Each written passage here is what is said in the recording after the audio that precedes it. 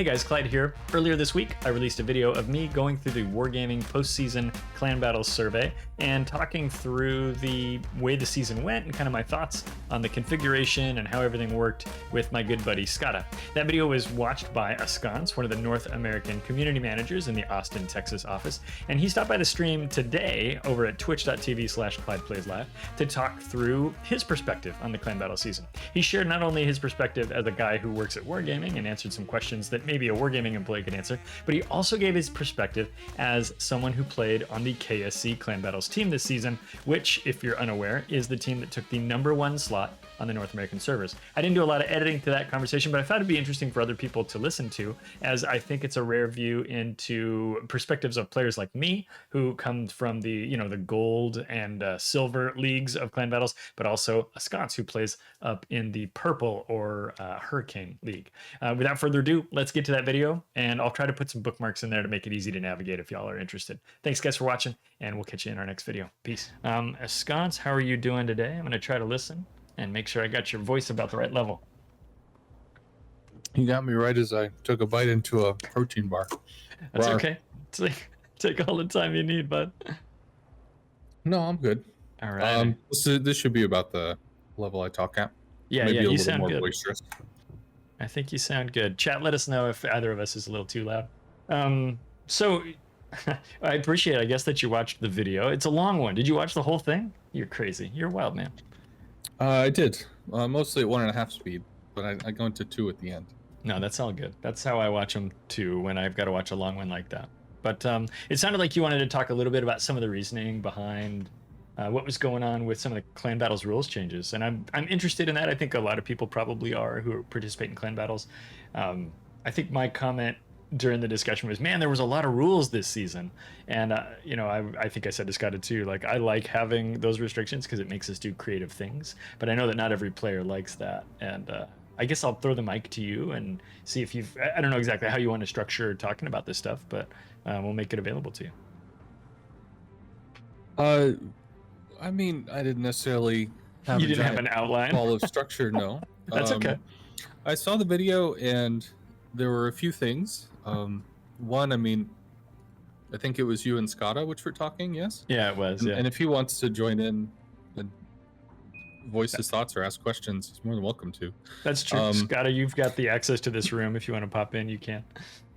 So one of the things that I think you guys brought up was a lot of frustration with dealing with higher teams, getting placed against higher teams, especially when you're like in the struggle, so you can get your tag the cool color or whatever. Everybody loves going through the struggle, yeah.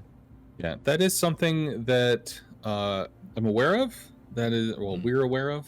I don't have any news for that, but I've looked at it I looked at it earlier in the season from a different angle. Okay. Basically, how wide could the matchmaker go, and how could people attempt to exploit that if they would attempt to exploit it? And when you talk about how wide, you mean how far up and down it's looking for matches? Basically, yes. Okay. Like what is the furthest one could leap, and how could that be used or abused, so to speak? Fortunately, the use or abuse case, whatever, is very small, because when you hit the battle button, it's just every X amount of time, like every 5 minutes or so, the match space that you could log or that you could queue into widens up. It gets bigger, it gets bigger, it gets bigger. Right, so right. Yeah, because they're trying to get you into a battle, Yeah, that makes sense. Towards the latter half of the season, you'll have hurricane teams that are 100 points, 200 points, whatever in there, so they might actually sit in queue for 10, 15, 20 minutes. Yeah. I've heard this from folks like that. Sorry, I don't mean to keep jumping in on you, but... No, that's fine. Cool. So that can actually widen so much that it can widen through hurricane, through typhoon, and down into storm, and heck, even further in some rare cases. So yeah, that's certainly a thing. As far as the point you brought up in the video a lot, which was like, we're just trying to get into storm. We're not trying to go into typhoon. We're not trying to go into hurricane. We just want to get into storm, and we're getting nailed by high typhoon teams or nailed by hurricane teams, and it's like, bruh. So That would have to result in some questions. How many people are around? Like, how many people float in that tier that you could be match made with that you end up getting, that you're catching somebody else, or rather, why are they catching you? Because it's like how many fish are in the sea for the fish to get chosen, for the hook. Yeah, that's a big part of the question for us too. Like in terms of like, what are the opportunities, or how many players are even playing clan battles at that moment, right? Obviously, we know that, or at least we theorize. I think you guys probably know that clan battles is probably not the most populated mode when it's going. I think it's popular with players who like that kind of competitive, but we recognize that the matchmaking pool is smaller. And so compromises are often made by the algorithm because it has to put people into battles. So it is niche, but it's not as niche as you might think. It's not like it's 0.5% or 1% or something. Right. In terms of people that are inhabiting Hurricane or Typhoon, it may be 0.5% or 1% or something. But in terms of people that are actively playing clan battles, it's a sizable number. Because we had 13 teams get into Hurricane, I think, this season. As long as I looked at the stats late. So like that's obviously quite a small group of people. If there's 50 or 80 people, I don't remember how many people you can have in a clan, right? But like, that's not a huge pool of people who are in purple, who are in Hurricane. Typhoon, I didn't go look at, but I'm sure it's, larger by a significant margin. And then there's probably a million clans in gold and silver, right? Because I think that's where a lot of players wind up. I mean, in general, every time you're going to move up a league, there's going to be a percentage drop. Absolutely. Because quite literally, the whole point of that system is that it refines down to people that are performing at higher amounts. The interesting part about the clan battle stuff is that you could have a 50-50 win rate and be in Gale, and you could have a 50-50 win rate and be in Typhoon, depending on maybe not Typhoon, maybe High Storm, but you can eventually find the place where your team kind of floats tops out, and then and then it just kind of balances. The Hurricane is a little different because Hurricane has no theoretical top. So some of the folks that are at the top of the ladder in the Hurricane are quite literally like 80 or 90% win rates. Because in order to, like, when you win some points, you might get 6 points, but if you lose, you might lose 30, which means you have to win 5 just to survive one loss without even gaining anything. So that's well, and pretty unpleasant. And that's a perspective that I think is really interesting. At least I think it's interesting, right? So obviously you heard us chatting about stuff, and I put some numbers up on the screen actually in that video, right? Like I think this season we were 55% win rate, and we got into Storm 3 just barely. I think that's probably pretty common in terms of stats. I don't know if I don't know where we have the most, but that's not really important. But like that's kind of like where my group is. Congrats on Storm, by the way. Thank you. It's an achievement we try to hit every season. We've been doing it for a few here, but not every season in our history. So we're always excited when we break into Storm. For us, that's a big achievement. It feels great. But I think, players like us don't understand or don't have at least direct experience with what it's like to be up in Hurricane and up in Typhoon. Obviously, we know, and I know and associate with a number of players who play at those levels. But we don't often have like this sort of level of a conversation about what it's like to be up there. And what you just said, I think, is really interesting to players, like where you might win 6 points when you're, that is get 6 points to when you do have a win, but you lose 30 to fall down. And so these guys, they're defining what the top end is.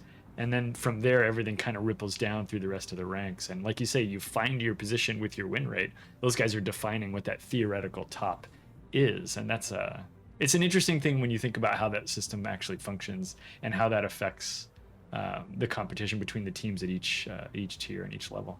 That was just me musing. I don't think there's anything you have to say to that. I was just thinking out loud.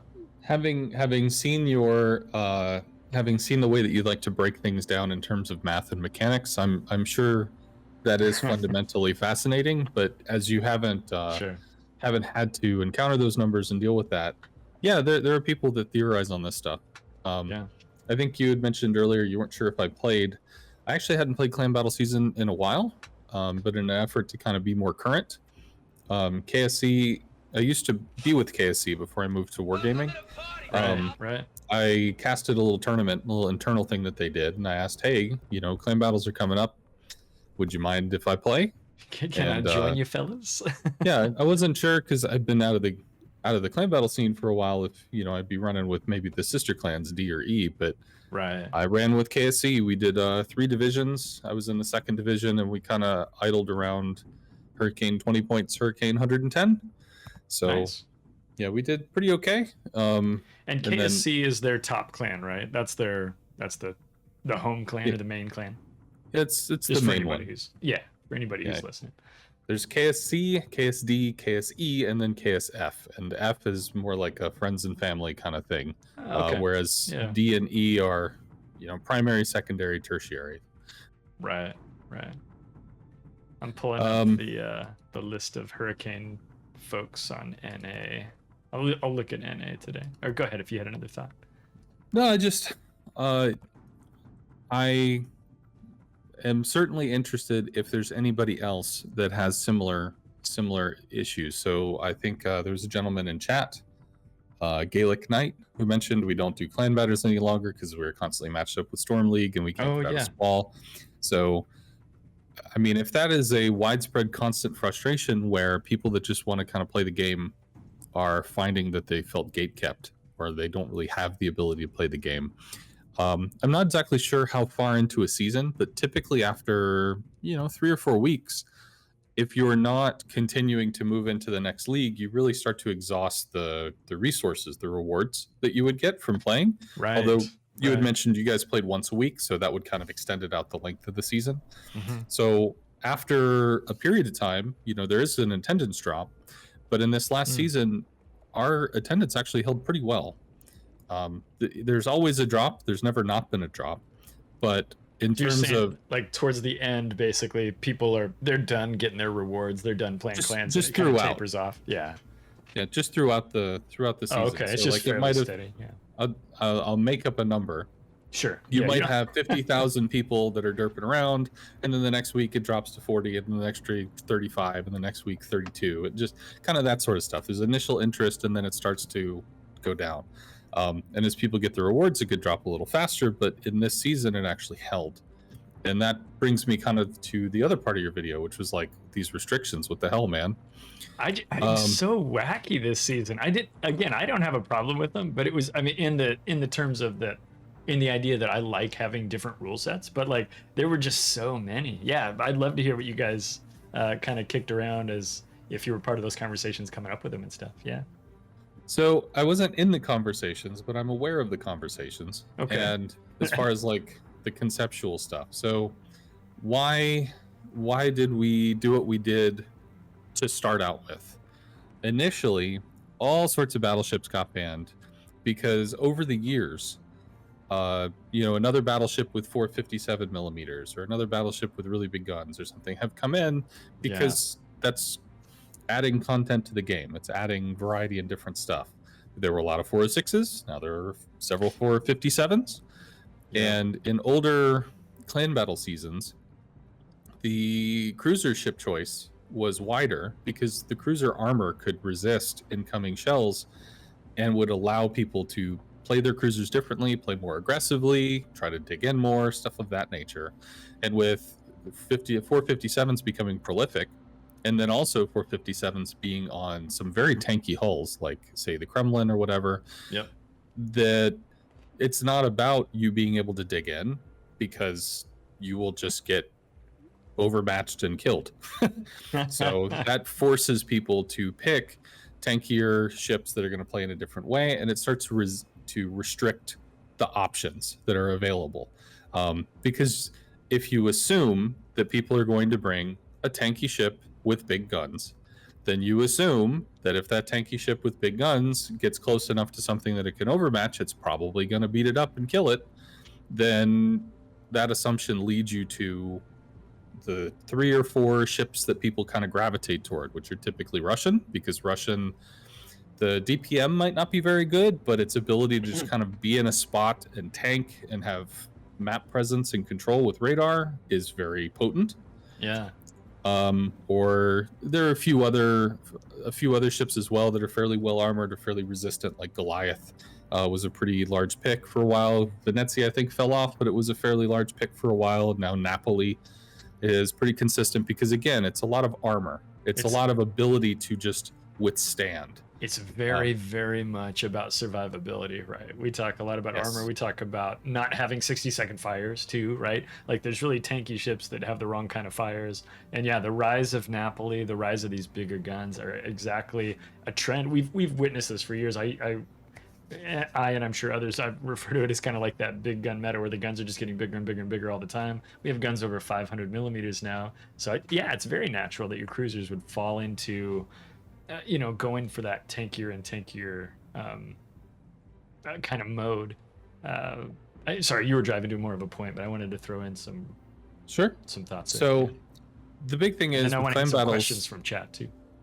Oh, of course. Don't be afraid to jump out. I talk too much. That's okay. You and me both, and so it's a terrible combination.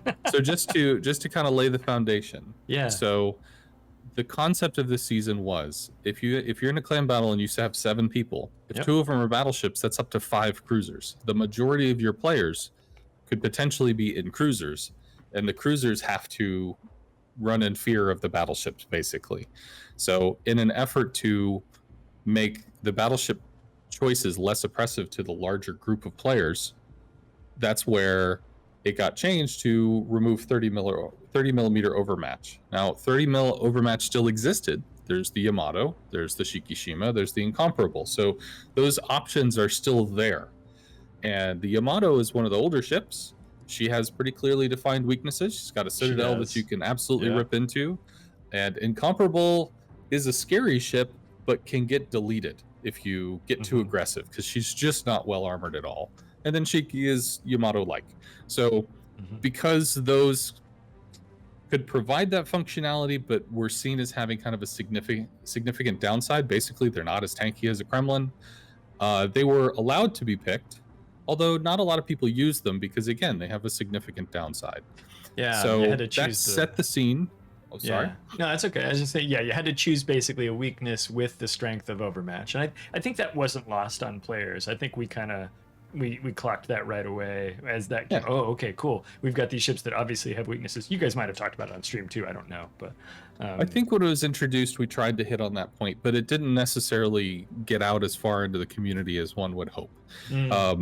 So overmatch is not known, I think, by the wide percentage of the populace or the player base. That's because the mechanics in the game are, there's a lot.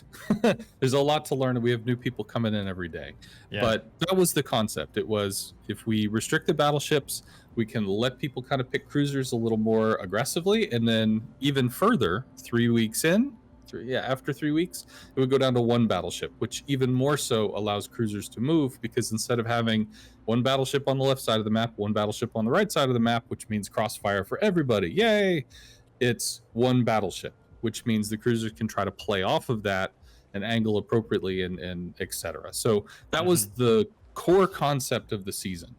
As far as other things, the Småland ban, Småland is very powerful. It had not been banned or restricted for a very long time. A lot of people requesting a ban or restriction on Småland, so we'll give it a go. We did the ban on Småland, which, because Småland is such a frontline bully, it also restricts destroyer choice in a similar way to what counter. Even if you're not playing Småland, you've got to counter it. On the battleship topic, and I think I like the idea of kind of walking through and talking about each of these a little bit.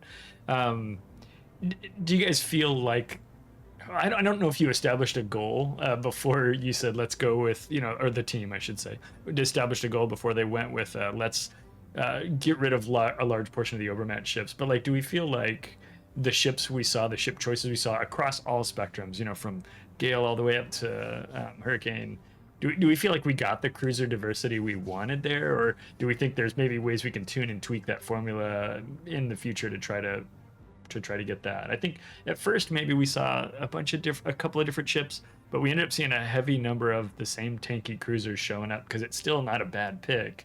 I guess I don't know what you can share with us, or what you know about Wargaming's perspective on the results of the ship choices players made after changing the battleship rules. So no, I personally don't know. That's fair. That's not something that I explicitly dove into. There were some players that were saying like, "Hey, is there any chance we could get like that cool clan battle recap where what ships were chosen, what stuff happened?" No, Because that'd be that great. happened Yeah, years ago. So I wouldn't remember that be cool if that came back? So who knows on that front? But it is something that we've heard people ask about. So maybe, and if it could give you kind of the information you're looking for, that'd be cool. I think there's just a general curiosity about that, right? Which, what happened this year? I mean, what are the rules, and then what happened this year? I recognize that I'm probably more curious about that kind of stuff than a lot of players, but I think there's a healthy number of data nerds in World of Warships that would be interested in that kind of stuff. So Sure. I think at one point Scotta had mentioned in our video too, it'd be really interesting to hear like where you guys do like a Clan Battles retrospective, which could include some of that information as well. Like talk about the season, talk about the changes that were made and how we feel that went and things like that. I think that'd be interesting. But that's a homework assignment for you. Well, because I played the entirety of the season. Yeah. I can speak from what I saw. Okay. And when it was 2 battleships, there were not a lot of Des Moines. There were not a lot of Salems. Not that they couldn't be used, but I guess there was just enough concern that they really wouldn't be able to survive or be able to be aggressive in the way that a Salem or a Des Moines wants to. So when it reduced to 1 battleship, Salem and Des Moines climbed up quite a bit. In terms of, did I see a Hindenburg? No, I don't think so. I might have seen 1. Yeah, I think that was the same case for us. Only 1 Hindenburg, maybe 2. But for us, there was a point in the latter half of the season where when it went to single battleship, we changed over to a very aggressive push comp, which had double Henri the Fourth. It had Bourgogne. It had Marseille. So we went with a really aggressive, just get in your face and rip stuff apart thing, which is less possible with 30 mil overmatch, is less possible with double battleship. So that freed up an idea there. There were some other people that played with some lighter stuff. For a little while, there was like a Minotaur Brisbane thing where it's 2 light cruisers, but they play off each other. One has smoke, one has radar, and they can kind of DPM stuff down. So we did actually see probably 4 or 5, maybe 6 different variations on the theme. There are obviously some ships that you're probably just going to see a lot, like a Napoli. Yeah. But in terms of like being able to see different stuff, the answer is yes. In the lower tiers, I don't know.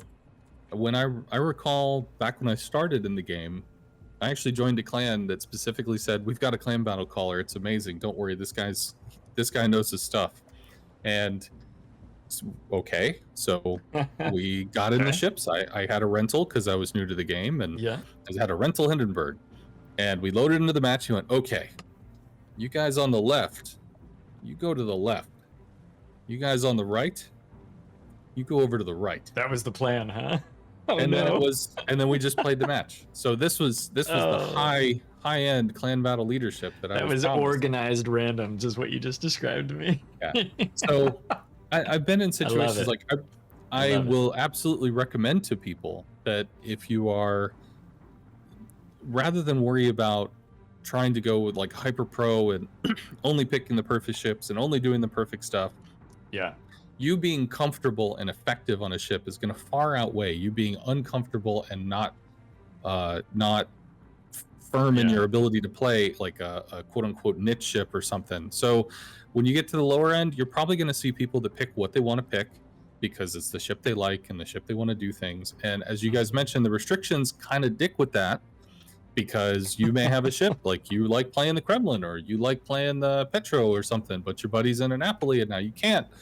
And so that's actually sorry, I'll have you finish with that, but I want to talk about Petro and Napoli a little bit.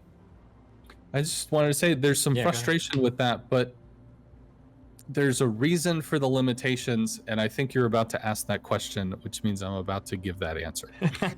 Well, I like the so as players who are out here, and it sounds like in some perspective you're in that role too, right? We have to kind of reverse engineer Wargaming's decisions. So Wargaming says You can have either a Petro or Napoli, and I made this comment in the video, so you've already heard it. But I basically said, yeah, but like those ships are totally different, right? Petro's tanky, Napoli's tanky, but Petro serves a different role. Sits still, kind of watches a cap, provides radar coverage to scare destroyers, punches cruisers when they step out of line. It does these things where Napoli is trying to flank down a side using its smoke and and its unreasonable stealth for the size of that ship, as well as its tankiness to become something that has gotten an angle that shouldn't be possible for other ships, right? So obviously they serve very different roles. And so reverse engineering this, it seemed to me at least that Wargaming was saying, okay, you can either have this ship, which kind of sets up an anchor strategy, or you can have this ship, which is a little bit more of a flanker or whatever. But they really weren't. It wasn't like you can't have ships of this flavor, right? The taxonomy of that wasn't there. I guess, I don't know if you've got any insight onto why that was a rule, or if you have a perspective on maybe how it was employed and how it affected ship choices at the higher tiers of play. I'd be interested in all of that, though. So I think you kind of answered your own question, but you're not connecting one of the ships with the play style that's making it similar to the other. Yeah, help me out. Okay, so real quick, and I often reference other games. Have you ever played League of Legends? I have. I don't know if everybody in chat has, but I have. We can talk about it. So for everybody in chat, League of Legends it's a 5v5 game. You pick a champion, you could pick a tanky guy, you could pick a shooter person that's really weak, but they shoot. You could pick a spellcaster, support. There's a variety of options. It's surprisingly not unlike clan battles, though, in a lot of ways, though. It's very similar. Yeah. The fortunate part about League of Legends is that pretty much every single game is in a 5v5 format on the same map, which means when they're making all of this stuff, all the balancing decisions, all the champion creation decisions, they know exactly what the map is, and they know how many enemies are on the other side. Which means for tanks, a tank in the mid to late game, when people start to group up and fight as a group, etc., that tank is probably going to have to deal with 4 or 5 people shooting at them or attacking them or whatever. So that tank needs to be tanky enough to deal with 4 or 5 people shooting at them. They're still going to go down because 5v1, you're going to lose. But the amount of time it takes for you to go down can be measured, 5 seconds, 10 seconds, 40 seconds, whatever. Well, League of Legends used to have, and I really enjoyed this mode, a 3v3 mode. But they didn't have a separate balance team for the 3v3 mode. So they just took the champions that were available in 5v5 and you could play them in 3v3. Well, it just so turns out if you pick a tanky character that can tank 4 or 5 people in the mid or late game, and you get them in the mid or late game in a 3v3, the enemy team only has 3 people. Yeah. Which means instead of being able to kill something in a reasonable amount of time, you may just not be able to kill it because you don't have enough to do that. I think I see maybe where you're going. Continue. Yes. So, yeah. Or there are damage champions that they do damage to 3 enemies.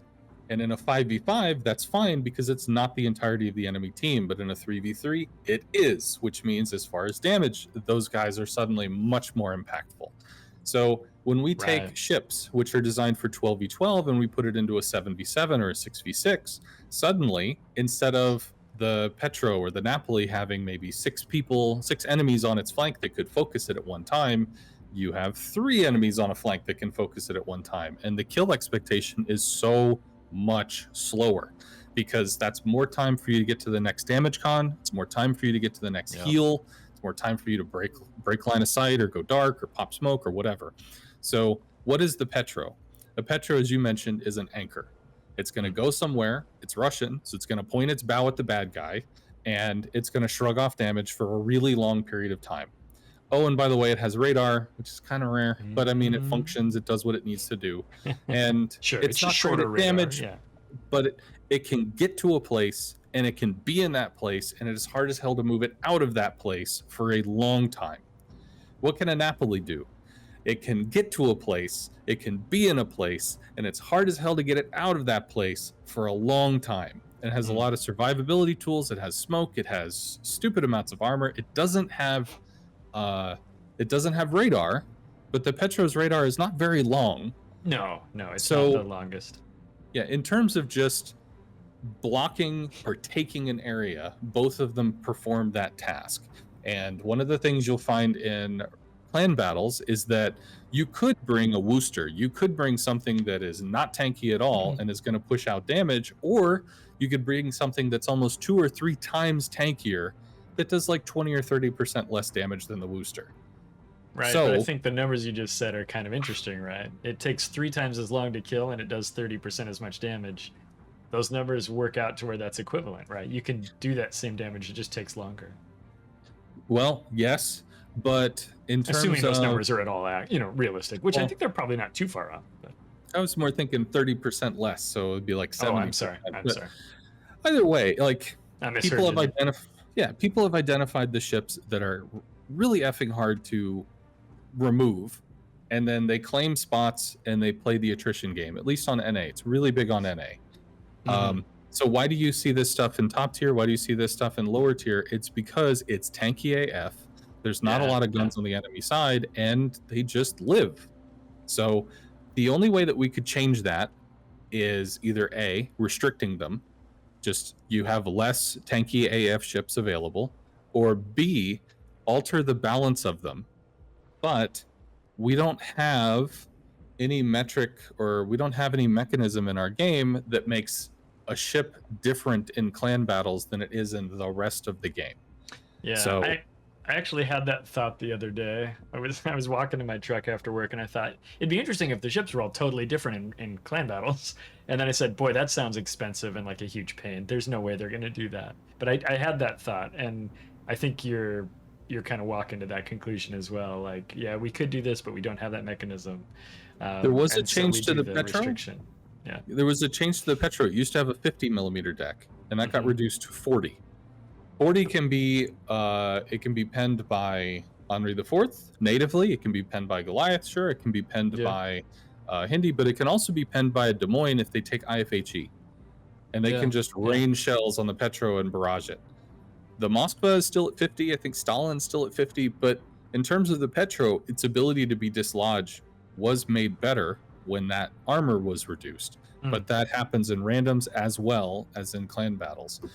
And again, we don't have the mechanism to just like change Stalin and Moskva for only clan battles. So that's where it gets funky. The challenge is real, and I think there were comments from chat and comments from myself and Scott as well, talking about how hard this is to balance, right? And we know that.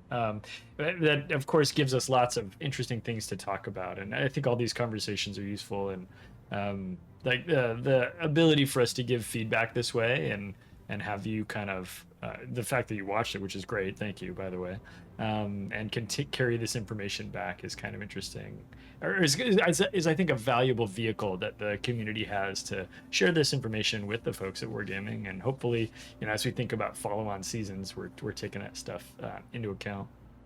And I'm sure you guys are. You guys get feedback. You guys, I suspect, Ahskance, you guys get more feedback than you would like, but maybe not as much in certain corners as well. The job is to live in the community and to sponge up what it thinks. Yeah, you're taking it all. The big thing is that people's general expectation is, if you say this room is too dark, and then your friend says this room is too dark, and then a whole bunch of everybody else that you see in the restaurant says this room is too dark, all of you look at the manager and go, I'm noticing you're not raising the light in the room here. And see that as, it's not that the manager didn't hear you, it could be that the owner has mandated this is the level of light, that's the way it's going to be. Oh, understood. It's to make an analogy for us, the manager, with the light level whatever thing, gets to then call the owner and say, we should really revisit this. But in terms of making, actually doing something or changing something, all that's a process, especially when it's a very large product, very large business. There's back and forth. So yes, a lot of people say a lot of stuff. We hear it all. We relay it. In terms of the changes, a lot of people are frustrated they don't come faster or that they don't seem to come at all. But it doesn't mean that it isn't heard. It doesn't mean it isn't relayed.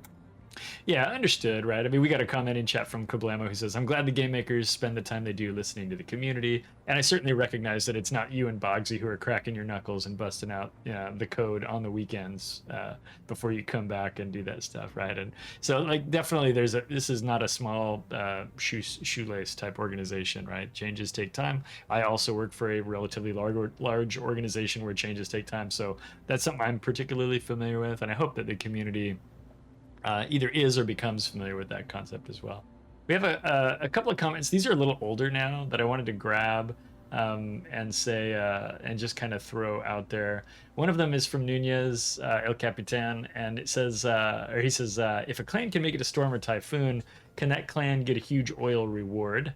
Now, I know that I'm not asking Ahskance to give us a huge oil reward, but it'd be kind of interesting to talk a little bit about the rewards for clan battles. That was a thing that we talked about too. And it wasn't until this I've played every season of clan battles that existed, and it wasn't until this conversation that we had earlier this week where I said, yeah, you know what, we get to gold or whatever, and we get 7,500 coal to split among the 35 people in my clan. Obviously we distribute it to the folks who played clan battles, but that does feel like a big effort for a relatively small amount of coal. I suppose that if we gave someone 100,000 coal, we could see some corruption in clan leaders, which I'd be concerned about. Not in my clan, of course, but in others. And of course, there are other rewards too, clan tokens and steel and things like that. I don't know if you have any thoughts on the rewards for clan battles or any of the comments that we had in the video. Or if you're like, I really wasn't thinking about that. I was thinking about the restrictions. Just to answer a quick question, Dutchman sure. said a moment ago, Ahskance used the term penned natively. What does that mean? It means that if a ship uses high explosive ammo, that without doing anything, without commander skills or whatever, it's just normally going to pen a certain level of armor. So it natively would pen that armor. So you don't need IFHE, you don't, things like that, right, is what you're talking about. Gotcha. In terms of the reward, so I don't remember exactly when this was. I know it was last year, probably about 10 to 12 months ago.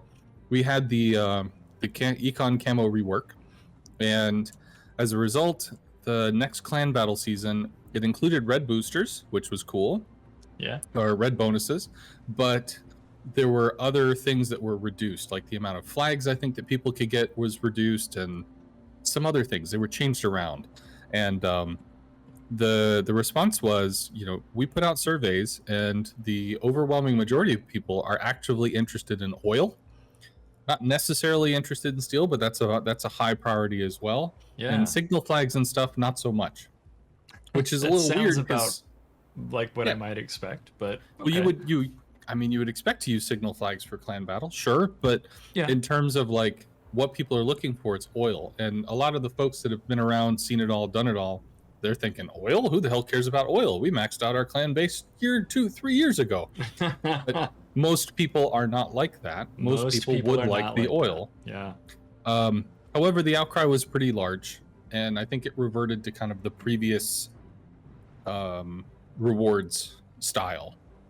So if you are interested in more oil, or you are interested in kind of a different way for the resources to be distributed, I mean, absolutely, don't be afraid to raise your thoughts, because it was something that we quite literally looked at, and we tried to shape it more toward what people were requesting, and the response was, to hell with you. So we just moved back. I mean, that's the kind of thing that's going to happen, right? You can't make everybody happy all the time, but I do, I'm interested in the kind of stuff that you're sharing with us too. Like, this is what people are asking for, because I think everybody knows what they ask for, and I think a lot of players assume that everybody wants what they want. But that's definitely not true. Like, we know that there's enough different players out there that it is different.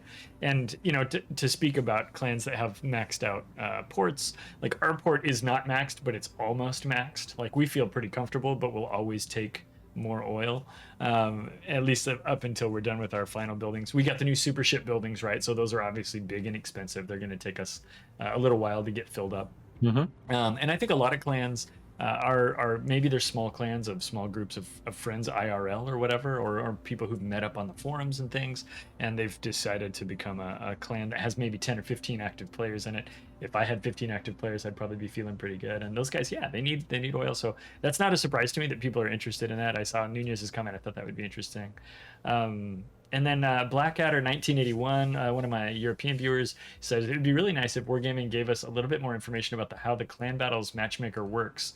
I feel like there's some resources out there already for how this works, but I don't know if that's true. Ahskance, do you know of anything that already explains kind of how Clan Battles matchmaking works? Like maybe there's an article on the wiki, or if you guys have made a video for it, or if you can talk through it briefly now, if you know. So in I don't my know if there's a resource or not. That's the only reason I'm not trying to answer that question myself, I guess. Sorry, go ahead. In my doing research into the topic to actually see about matchmaking, how stuff all works, I did learn about how it works, and we don't discuss how it works. So there are plenty of people that theorize, but the long and the short of it is, if you play against somebody that is higher than you, you should expect to earn more points than you would earn if you won against somebody who was lower than you. If you lose to someone higher than you, you should expect to lose less points than you would lose if you lost to somebody lower than you. For so people who are new to Clan Battles, I'll talk at least a little bit about those points that you're describing, just to throw that out there. But like essentially in each, there's 5 leagues, so it goes from Gale to Storm to oh shoot, I missed one. Squall to Gale to Storm to Typhoon to Hurricane. And those are bottom to top. And in each one of those leagues, there are 3. What are the names of the 3 subsections? Literally just 1, 2, and 3. But are they called leagues? Are they called? They're not like called strata. But anyway, there's 3 sections in each one, and it's 1, 2, and 3. 1 being the highest, 3 being the lowest. Each one of those you have to earn 100 points. This is what Ahskance is talking about. So when you play a match, there's a result. Somebody wins, somebody loses. You get points based on the skill or I guess the current ranking, most likely, of your clan and the enemy's clan. And so, as Ahskance was just saying, if I play against like a Hurricane or a Typhoon clan, which has happened sometimes, I might lose, 9 points by losing to them. But if I beat them, I might get like 30 points or 35 points or something. I don't remember exactly what the numbers are. So those are just to throw out a little bit about those points. And then, sorry, I'll hand the mic back to you to continue on.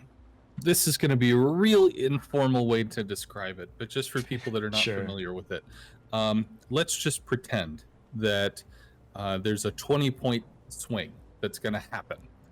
So if you win, and you win against an even team, let's say you gain 10 points and they lose 10 points, which is a 20-point swing. Let's say you play against somebody who's higher than you, and you win. So maybe you gain 12 points and they lose maybe more than that. Actually, they would lose probably 12 or 15, because it might be based on this concept of like the 20-point swing. But when you start having outlier situation, it could increase what happens when the underdog wins and increase the loss when the overdog loses. So there's some, obviously it's more complex than that, but that's the basic concept. And the more you win, the more points you'll accrue over time, which means in terms of, the long list of people that are placed amongst the leagues and the numbers within the leagues, you'll be higher up. And well, if somebody below you goes after you, you lose a lot of points if you lose and gain fewer points if you win. So, and it just ends up laddering out and ends up kind of finalizing as to where people hit. Somebody had mentioned it would be nice to know how matchmaking for any mode works. We do actually have a how it works video, which describes how our matchmaker literally works. But that video is excellent, by the way. If you haven't watched it, I think that's a really well-made video. Wargaming put a lot of thought and time into it. Of all of the how it makes video, well, actually all of your guys' how it makes videos are pretty good. There's some of them are getting old, and I'm wondering if they're still accurate. But that one in particular, I think, is really valuable for people to watch, because it'll by the way, pretty good on that. Did you know? Mm-hmm. Can you go to your client and hit escape? I can. Video and tutorials. Then go to video tutorials. You will see the how it works videos are there. So for those that didn't know, I didn't know. This is cool. I mean, I knew that was there. I just never clicked on it. Yeah. So these are great videos, guys. I do recommend watching these. I don't know if The long and the matchmaking short is of it is, for random battles, when you're matched, the matchmaker, it's just random. They don't factor in any stats or any stuff like that. All it does is factor in nation, tier, and type. And if it comes down to a queue dump or a weird situation like that, sometimes the tier gets a little flexible or the type gets a little flexible. But it'll try to have as many U.S. cruisers on one side as are on the other side, or it might have 2 U.S. cruisers on one side, 1 on the other, unless they're all in a div, and the div can't be broken up. In terms of brawls are match made using kind of a number of wins format. So if you play brawls and you've won 10 times in a row, awesome. You might end up getting matched with somebody who's played and won 10 times but lost 20 because your number of wins is similar. Yeah, that So it's Brawl's based off of matchmaker that. is a little odd. I'm curious about its efficacy. That one I'm always raise an eyebrow when I hear about the Brawl's matchmaker. Yeah, it's a little funky. It's weird. And also, it's weird. it is not ship type and stuff dependent. You Right, face what you right. face. Oof. I feel like that matchmaker was made explicitly for Brawls because it was easy to make and easy to test. As a software developer, that's my opinion. But who's to say? It does the job for Brawls. As far as ranked, it's just random matchmaker, but there's a bronze pool of people that it can pull from, a silver pool of people it can pull from, and a gold pool of people it can pull from. And when you go to the qualifier stage, like you finish bronze and you go to the qualifiers, you are now in the silver pool of matchmaking possibility. If you qualify up to silver, you will continue to be there. If you choose not to qualify, you will go back to the bronze pool until you play the next sprint, etc. So that's all that is. It's just random. And then the clan battle one is the one that uses the points and stuff to kind of balance out. And I can't think of other modes. I think you've covered the chunk of them. Yeah, I think our crazy holiday modes might be, the duck mode might have, I assume it's relatively random based, or they're all the same tier, so who cares? They just find 12 players.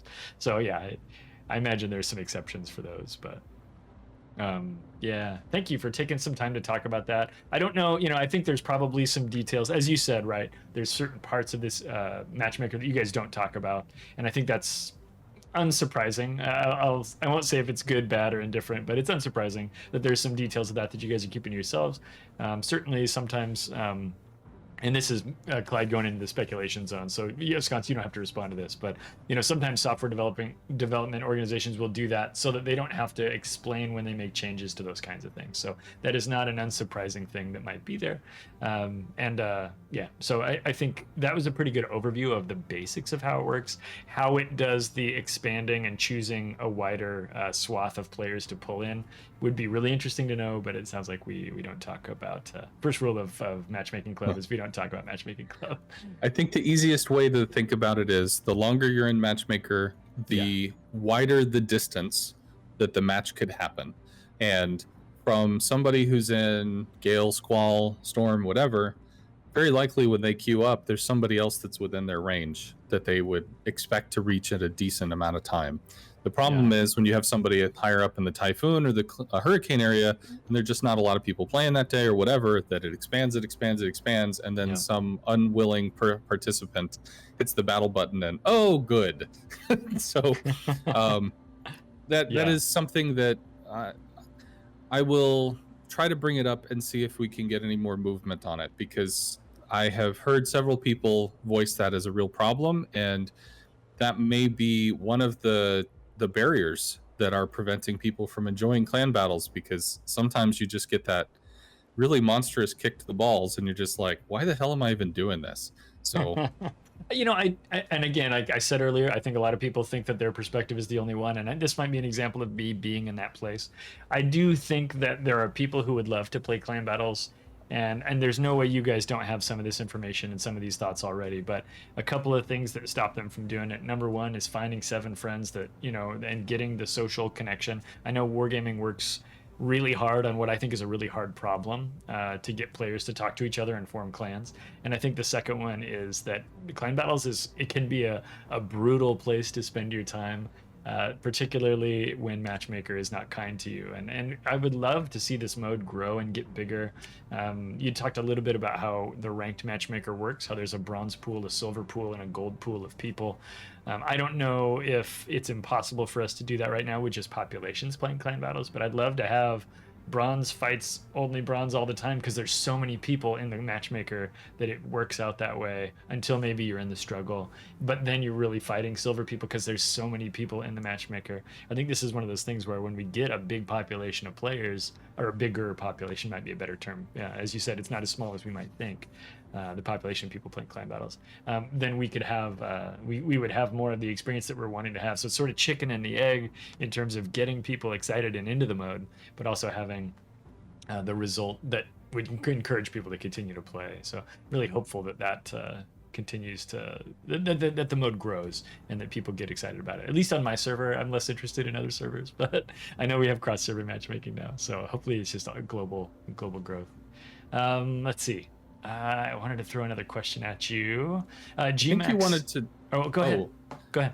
Okay, well, definitely read the question, but I think you wanted to talk about the survey itself.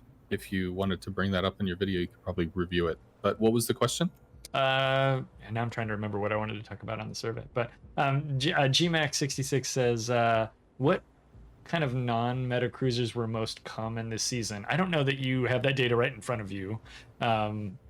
But I would say the two that I saw that were typically not meta that came back were probably Des Moines and what's the other copy of Des Moines? I can't think of it. Salem.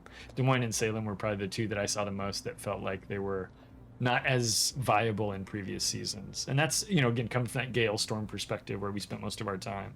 I don't know what you guys saw. Henri, do you normally see Henri up at the top tiers, up at Typhoon and No, but we were playing it, so that's why we saw it. Well, I suppose that's true. Yeah, you guys played it. I guess maybe that is somewhat non-meta, though, right? Like it was strange, but it was done kind of as well, partially as a surprise and partially for fun. We were there were 3 divisions. We were the second div, so there was a primary div which was running an 80% win rate. They were the ones that placed all the points and did amazing stuff. The other divisions were more about training. We're about kind of getting people out exposed, playing against other Hurricane people, discussing tactics, yada yada. So eventually when it moved to that, it was more, I suppose, aimed at fun than it was at harsh effectiveness. But in terms of stuff that we saw, let's see. We did see Des Moines and Salem. I can certainly attest to that. I may have seen a Wooster once. I think we saw 1 or 2 Woosters as well. It wasn't real common, but we saw 1 at least. Minotaur I saw rarely. Did actually see a few Brisbanes. Those came out recently and were adopted. As far as other non-meta sort of things, any Brisbanes. That's interesting. Yeah, at least I don't remember seeing one. Sorry, continue. Oh no, it's fine. I did see a Hindi. That happened. Yeah. I saw a Zhao a few times. There's a player up in higher tiers that will only play the Zhao. That's what he does. So saw him. And I think is that Asia kind of mega? Is that like a mega player of Zhao? Is it maybe that player? I don't think it was Mega Zhao. No, I don't. I think he does not play that. I don't know. Was somebody else. Mega Zhao plays Zhao or not. I just thought that'd be funny. It's kind of a player that's what he's done for a long time. Yeah. And then I think we actually saw there were some Asian teams that were using the San Martin. So it's not a highly used pick, but it was something that kind of made its way. Didn't really see much Colbert, didn't really see much Venezia, although that poked out a few times actually, I guess. So maybe it had a little bit of a revival there. We saw a couple of Venezias, I think. Blackadder points out that they saw some Puerto Ricos over there. And we saw a couple of Puerto Ricos. And not tons. I think, the long fires make people a little leery of Puerto Rico, maybe some accuracy concerns as well. But I think we did see them. They were coming out. We did kind of stepping on the destroyers thing. We're not normally a clan that does multiple destroyers either, but for a big portion of the middle of the season, we ran a couple of French destroyers with a spotting destroyer, which was an odd configuration for our clan. So that's definitely the result of the rules. changing, and we were able to get away with having kind of a galloping destroyer squadron that we don't normally run, but we did this season.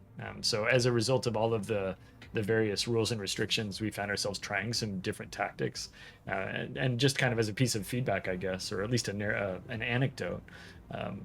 Having the rule changes that we did caused us to do things we have never done before.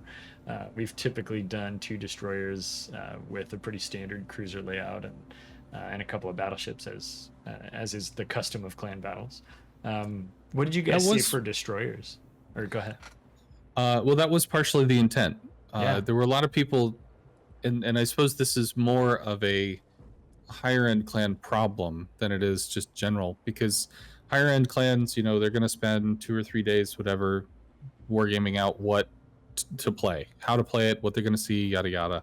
Yeah. And then after a week or 2, they're going to come up against other clans. They're going to see what works against them, what doesn't work against them, shift things around, and probably end up locking in. And if the season doesn't change, ships don't change, nothing else changes, probably 2 or 3 weeks in, everything has been quote unquote solved.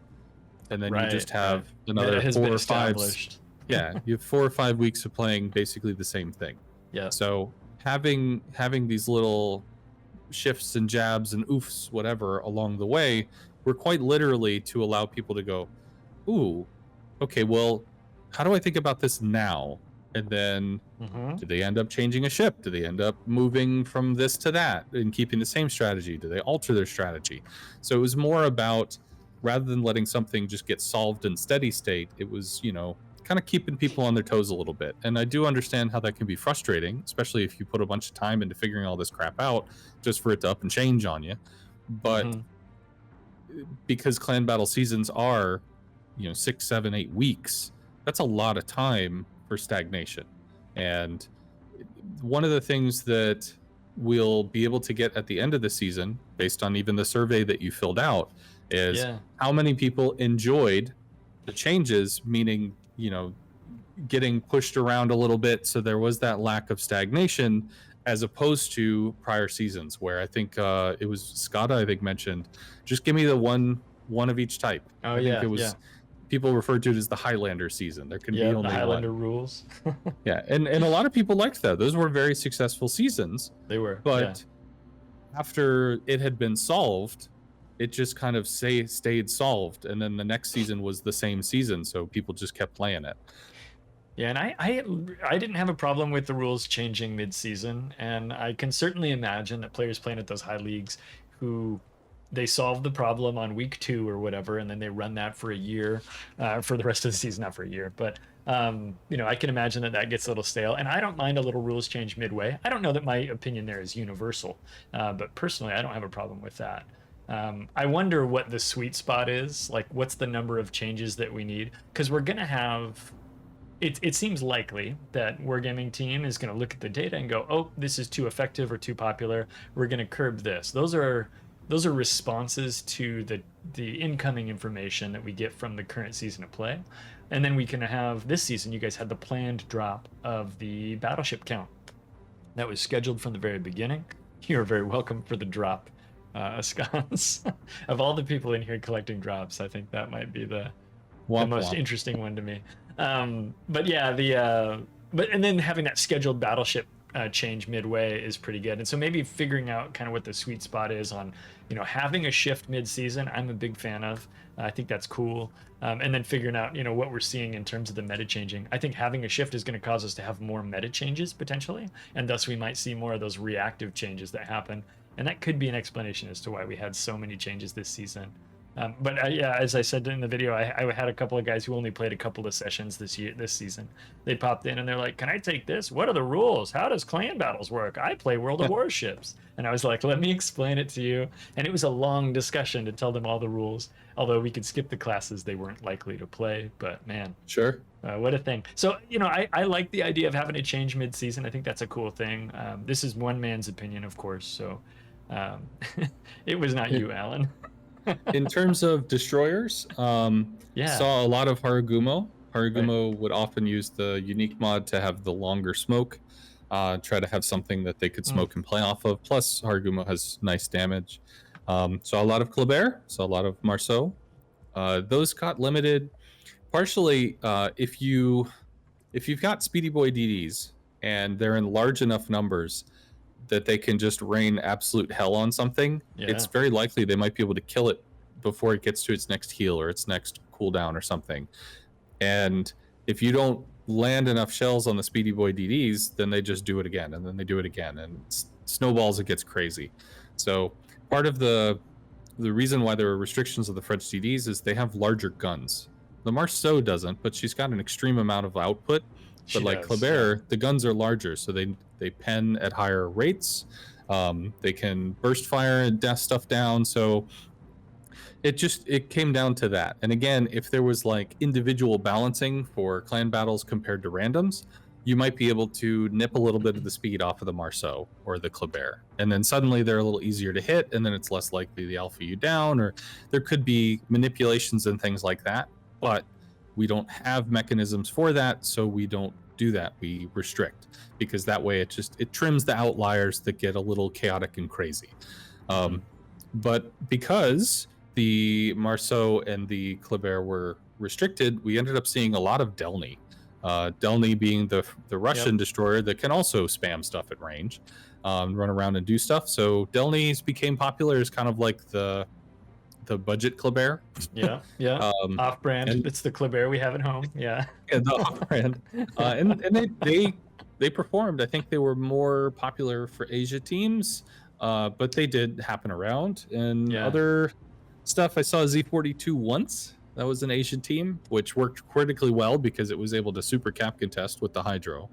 I don't think I saw too many destroyers you wouldn't expect to see. So I saw some Darings, but not a lot, because it's nice to have the heal. It mostly just kind of, a lot of, at least from the higher end play, it was DDs that would set up other cruisers to make plays. Until, of course, Louisiana hit, and then that was a bomb. So and I want to get to that. I do, because that I had a question from chat like from 20 minutes ago that I've been hanging on to, because I want to talk about Louisiana as well. But on the destroyer front, we saw things that we saw down in Gale and Storm. A lot of the same stuff that you listed, but not all of it. We didn't see very many Delnys. In fact, I almost took a Delny when we went down to the two French destroyer restriction, and I was going to take a Delny out as kind of a replacement. And one of my clanmates says, "You really like Kaba? You should just take Kaba. It's got more DPM. It also has a much worse rudder." So I did take Kaba, and we won. It was exciting and fun. We also lost one that went terrible, but where I was in Kaba, But yeah, so I think Delny's probably the more meta choice. That rudder shift is great. The 15.1 kilometer range is fantastic, so it makes sense. And I think the one or two Delnys we saw were both from Asian clans, where Delny's been kind of meta for top tier folks on that server for a while. So wasn't surprised to see that you bumped into a couple of those. We actually saw a couple of Z52s. Not a lot, but a couple, which I thought was interesting. Vampire was something that we saw. I'm thinking of things that maybe didn't come up on your list that we did see. But yeah, it was not a total surprising list of destroyers, but it was interesting to see.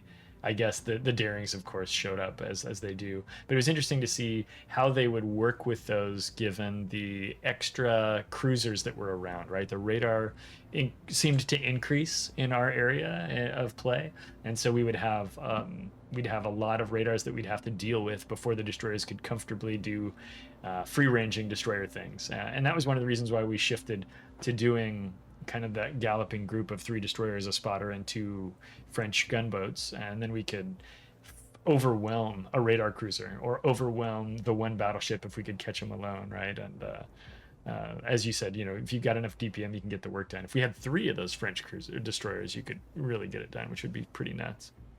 We had a comment in chat a while ago about Louisiana, and then you just mentioned Louisiana. So this happens a lot, where a clan battle season happens during early access for a new kind of ship, but not all the time is that new kind of ship as different as Louisiana is.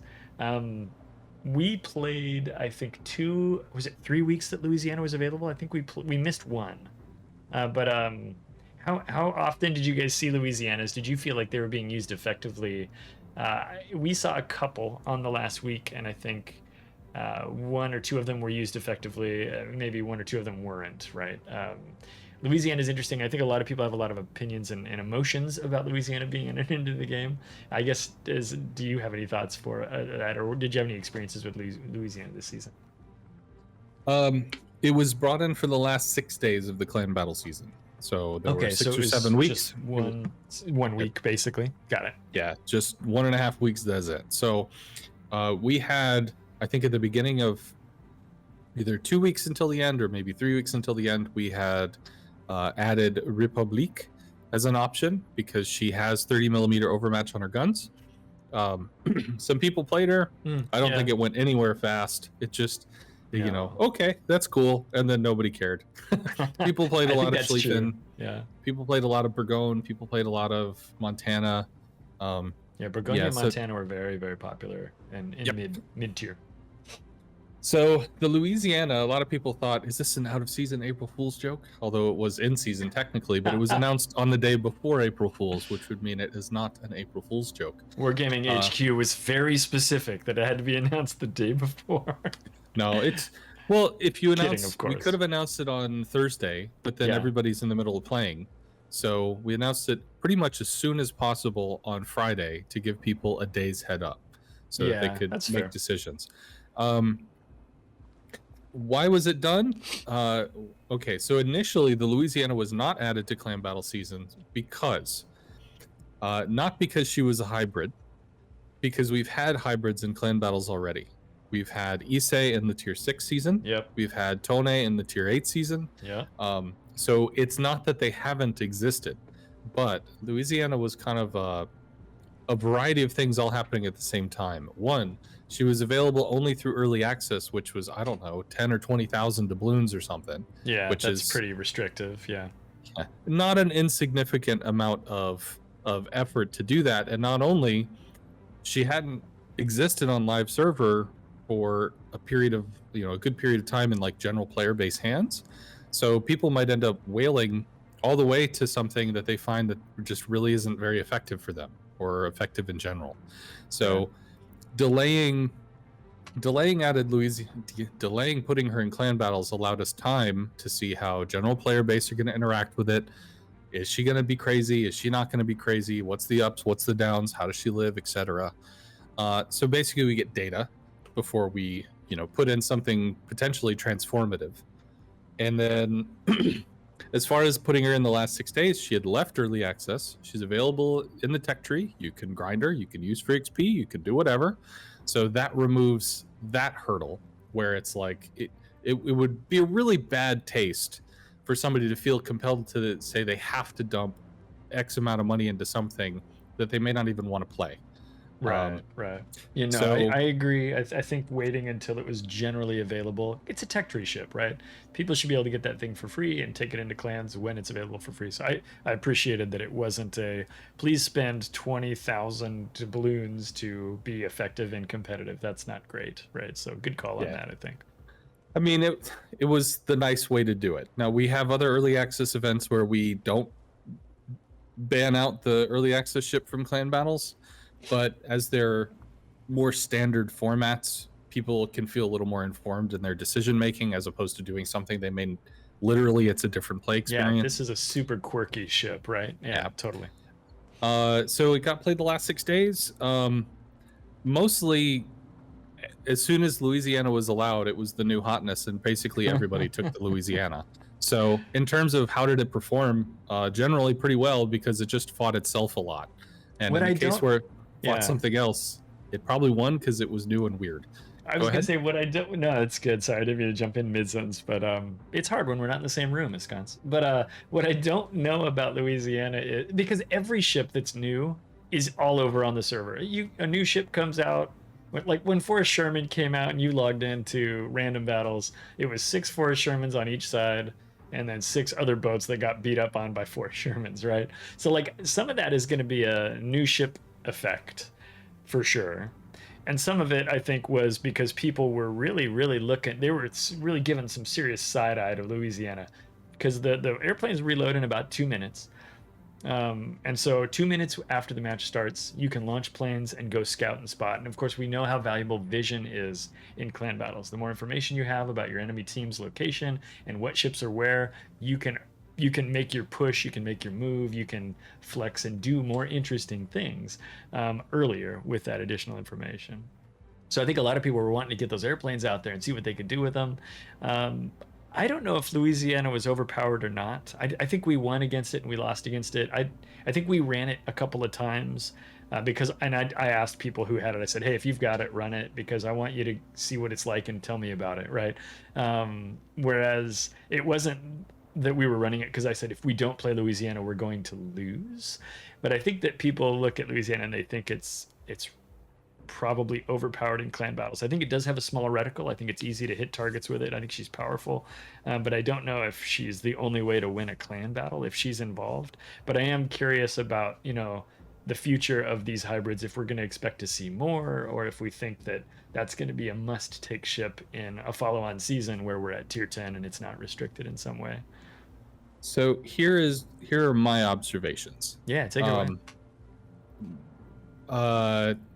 First, hybrids are, they're newer, so people are not as experienced in playing them.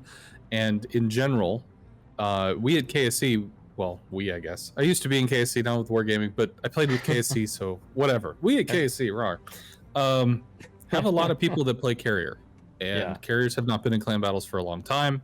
So one or two of the gentlemen that were playing Louisiana are carrier players. So they were very genuinely excited to be able to fly some flipping planes around in a clan battle session. Yeah. So that meant that kind of on cooldown, as soon as planes were available, planes were probably getting used, at least for the first day or two. Yeah. Because, I mean, it's exciting. But that's not necessarily the most tactical way to use them in all cases, probably. It's not. Yeah. Because we literally design strategies which account for battleship guns and crossfire and other stuff. And as soon as you hop in the planes, your guns are silent. And the enemy knows. They literally see the indicator that the battleship cannot shoot you right now as the little bomb icon is flying around the screen. Exactly. So we got to see... Right. Yeah, we would see other teams as well as we would start to use on our own. As soon as you saw the "I can't shoot you" flag appear on the mini map, cruisers would move up from cover to cover, take more aggressive position, and then potentially use that to bully or kill the other cruisers from the team that was being protected by the battleship because somebody wanted to fly some planes. So it definitely had its downsides because the big thing with carrier, love them or hate them, up, down, and sideways, carriers represent a lot of options. You could go to the left, you could go to the right, you could go in the middle, you could spin around, you could loiter, you could spot, you could all sorts of different crap. And because of that, it's a really big decision-making quandary. And hybrids have that decision-making quandary. What do you do? When do you do it? Why do you do it? Why is that the choice that's the better choice? And that's something that comes with a lot of reflection, a lot of replay reviews. You need to figure out and coordinate your timing with how your team is moving and pushing around the map, because you may have established a timing with a normal battleship that suddenly having those decision makings, your ships on the left side of the map needed your battleshipness, but the ships on the right side of the map expected, but we have a hybrid, so I can do X, which means I need his hybridness right now. And then that conflicting personality means one side is being set up for a bad day. And anybody who's taken a hybrid into battle and has been in a battle where you're losing and you need to be the person to make the play, it's very stressful. At least for me it is, because like you said, hybrids are new. People aren't super experienced with them. But if I'm in a position where I need to make a play right now or else we're going to lose, and I'm flying my planes and the play I need to make is with my guns, but I'm about to make a drop, every second I waste or invest finishing that drop is taking away from an opportunity for me to shoot that cruiser before it slips behind an island. And like you said, it's a very complicated decision-making matrix, if you will. And it can be really, really stressful when you're trying to make those things happen because you know you're being one half of the ship that you can be right now, and you don't always know which half is the important one, right? And so getting good at that skill and knowing when to just ditch these planes, which hopefully you never have to do. Hopefully you figured it out so that you can always get full effect out of those airplanes. And so you can get back to your guns in time to make the shot that you need to make, et cetera, et cetera, et cetera. There's a skill there, and it's tricky and it's complicated. And the thing I've talked about a lot with the hybrids is kind of what you're talking about too, is you're choosing between your guns and you're choosing between your planes, and one of them is the right decision for the moment right now, or maybe the better decision. Maybe right is the wrong way to say that. So I'm really curious to see how they settle into a meta. You know, I think right now it's really early. I'm interested to see what happens a year from now, a few seasons of clan battles from now. Will you still see people pulling up to the match in Louisiana, and will that still be effective? I think there are folks who believe that absolutely yes, the spotting is worth so much it will have to be used, and other people are saying, yeah, but then I'm down a battleship for 30 or 40% of the time, and is that actually worth it? And I just don't know if we know the answer to that equation yet, as a community. Yeah, I see in chat, the Hujim says you just shoot right before you launch. Sure, and that buys you 30 seconds. And That's after the thing, 30 yeah. seconds, your guns are dark when they could not be dark. So the question is, what are you doing with losing that battleship salvo? Now, Yeah. in the beginning, Are you a getting lot of people, a salvo's worth of benefit, right? yeah. Yeah. A lot of people talk, plane spotting, plane spotting, plane spotting. It is not insignificant. I'm not trying to downplay the issue at all. It's super valuable. As a guy who got spotted by Louisiana in clan battles, it's valuable. Yes. So it's not that it is not important. Right. But for instance, with us, when we were first playing around with the Louisiana, we had destroyers and we had positions which gave us spotting on enemy locations.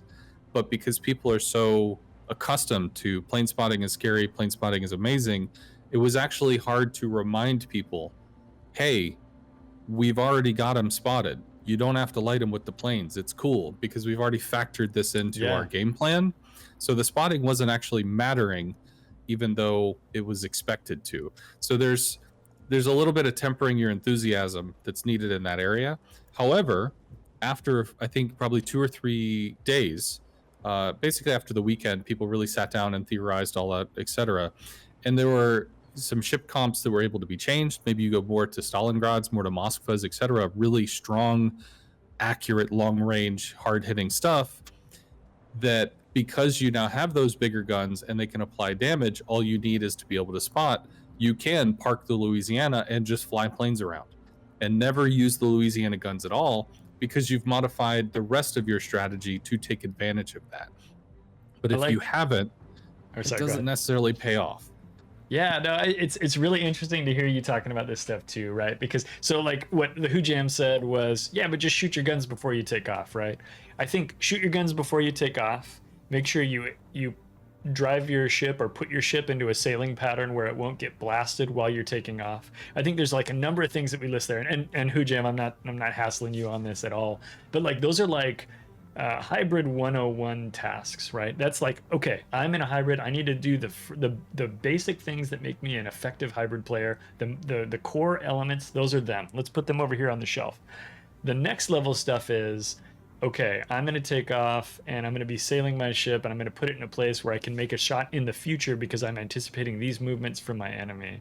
The third level thing is what you just started talking about, Ahskance, where you're talking about a team that's so well oiled that when they're in clan battle positions, the spotting isn't as valuable to them because they already know how to get all the spotting they need to win a clan battle without an aircraft carrier, without airplanes.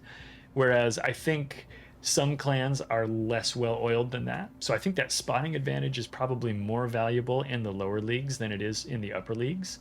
But I think that there are ways to spot without the planes, and that we can waste those plane cycles doing spotting that, as you pointed out, you already have. That's a really interesting thing for, I think, people to take away and ponder a little bit as we think about how to position ourselves and set up for a conflict. When we wind up playing against clans that should never be in the same stadium as us, when that happens, the difference between those clans and us is those guys are in position faster, and their positions provide perfect crossfires, and everything, and we're in an okay position, or we're almost there, don't worry, I'll get there soon, or can you guys kill that guy faster? Like we're not quite as tight as some of those groups that we come up against, and that comes down to, you know, player skill, but also coordinating clan skill and things like that. And so I think for us, the spotting would probably be useful more often because we're not in perfect spotting position as frequently as a clan that's at that upper tier of play, that higher echelon of play.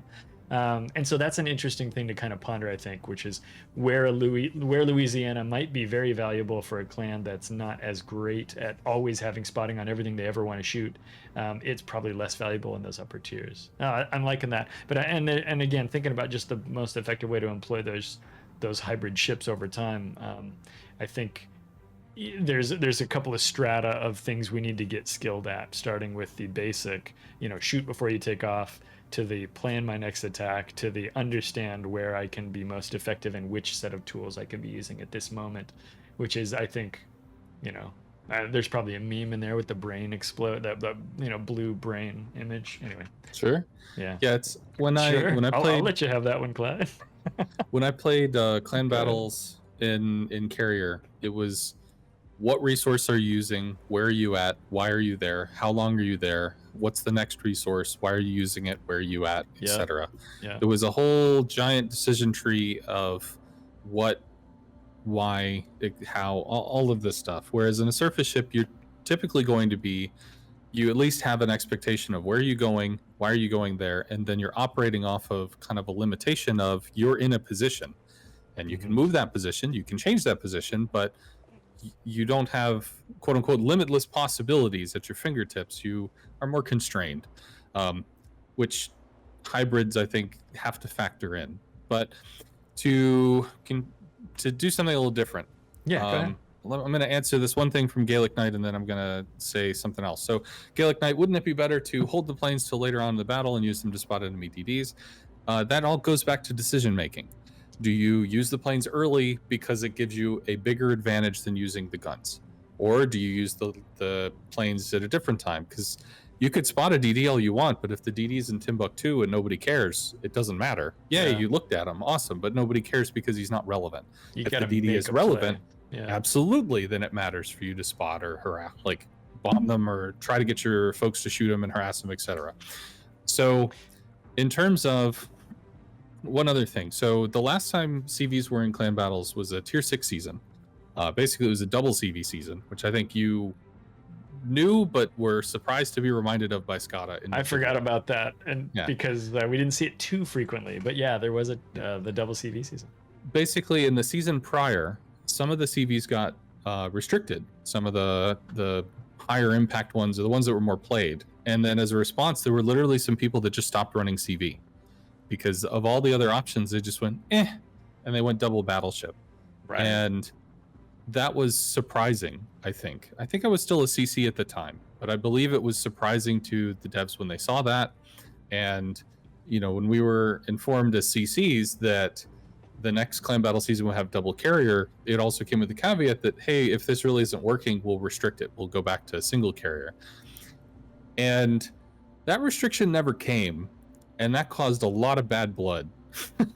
And then carriers have not been back in clan battles ever since. Yeah. So one of the things that I think Louisiana did in a bad way when she came back into clan battles was make people sit back and think, what does plane spotting do? What are our tools against plane spotting? How do we deal with this? And the answer is that hasn't been solved yet. And we haven't had clan battles with CVs since the double CV season. I would wager because that hasn't been solved yet. So if, for instance, I did a conversation with you about a dev blog where we were testing a mechanic of a placeable fighter. A placeable fighter which could blind enemy planes. So if Louisiana was brought into clan battles and everybody or cruisers had placeable fighters, well then suddenly the ability for the Louisiana to spot a DD is much less relevant because it may not be able to spot a DD. It may not be able to spot cruisers because they might be able to blind it on demand. So if that mechanic or different mechanics were in place that lessened that specific pain point, maybe it would have been much more acceptable. But those mechanics are not there. They are still, that's all stuff in testing. That's all behind the scenes and who knows when. So it feels like the good part of the 6 days is that it was basically at the end of the season. And for the most part, people had gotten where they were going to get through the course of the season. Where there's some small moves, go from 10th place to 8th place, 7th place to 12th place. Yes, sure. But most people had kind of found their league and their situation that they were going to be in. So it was 6 days to give us a little bit of data, a little bit of insight on how it plays and what happens, which it's nice to have that data. But I think it was a fairly good reminder that there's still work to be done on the interaction from surface ship to planes, and until that work is done or happens, this is a pain point that frankly people would just rather not deal with until that gets updated. So from my perspective, it's useful that she came in because it was a good experience to see how people interact and see what happens, but it was also a good reminder that there's still work to be done and to keep pushing it. So often when people interact with CMs, they get the company response. They get, well, this is what the company thinks. Yep. But it's worth remembering that CMs represent players to the company. So I understand people expressing frustration, and I'm known as a CV player, so I've dealt with all the fantasticness of people ripping into CVs for this, that, and the thing. I just want you to know that these pain points are understood and represented. It's not like Wargaming or whatever overall is just going la la la. There's no problems here. Everybody's happy. We understand that there are issues. That's literally the whole reason why we have mechanics and other interaction concepts in testing. Yeah. It's just that until they're at a point where they can be announced or that they move forward or something, they are only in testing. So it's just something to remind. It makes me sad when people think you haven't told me what I wanted to hear, therefore you're not representing my interest. No. Well, you guys, when it comes to larger stuff, pretty tirelessly. Yeah, you can't say something is going to happen until it's going to happen, especially when you're in a company position, because if you say something, then people take it as it's guaranteed. So there's waffling there, I guess. But anyway, I just wanted to point that out. So from my end, I do think it was an interesting 6 days, but there needs to be movement on the pain point before we go down that road again, is my personal CM representing the populist belief. Yeah, taking off your work hat, that's Ahskance talking there, right? Not CM Ahskance talking. Yeah, and I kind of see some of that in play as well. And if you're watching what Wargaming does and you're thinking about the bigger picture, we had talk a while ago about support carriers that kind of sort of went away, and then we saw these mines come back in the duck mode, and then we saw Louisiana comes out. And what's a Louisiana except for a limited aircraft carrier that can also shoot when it's bored because it's waiting for its airplanes to reload? I mean, all the hybrids really are a way of bringing airplanes in, but in a limited capacity. You brought up the potential mechanic that we had that discussion. That's on the YouTube channel if you guys want to check it out. Ahskance has one on his YouTube channel as well, which goes into some additional detail on the using fighters to blind aircraft carrier planes or ship launched planes, so that you can still stay stealthy, which is really cool. As a mechanic, I know I got some excited comments on that and I got some negative comments on that, but that's kind of par for the course. And we're seeing all kinds of things where if you imagine taking all of those ideas and pushing them forward another year or 2 years and thinking about what we might come up with in that time, obviously we could see some way in which I think an airplane launching ship, whether it's a hybrid or an actual aircraft carrier, could make sense in these competitive modes. But it's slow and it's steady, and of course, as you said, nothing is guaranteed, right? I mean, it's all a matter of making careful steps as we go, and that's a big part of engineering something like this. I don't work in the gaming industry, and I can only imagine the amount of scrutiny you guys get from the community. Obviously, I sit here and I get to be part of it sometimes. And as players, I think we'll keep our eye on those mechanics that are coming up, right? There's so much that's changing about airplanes and their interactions in the game, or that could be changing, provided that some of these tests that they've talked about over the last several months, or even more recently, go through, that I think there's potential changes on the horizon, and hopefully for the better, right? I mean, that's always what we're trying to do. Ahskance, is there anything else that we should talk about on this topic? I feel like we've kind of walked around most of the things that people are asking about. I don't think so, unless there was something about the survey process that you had a question on. Because you seemed like you Did had I have questions a comment about that it, you're but thinking about? I can't remember. Honestly, I can't remember. Okay. Well, I can at least say, as you mentioned in your video, that there is a, I think it's called a hot fix video, where it kind of does a deep dive into a topic, and it has two ladies that did surveys. Oh yeah, that's right. That's right. Surveys do matter.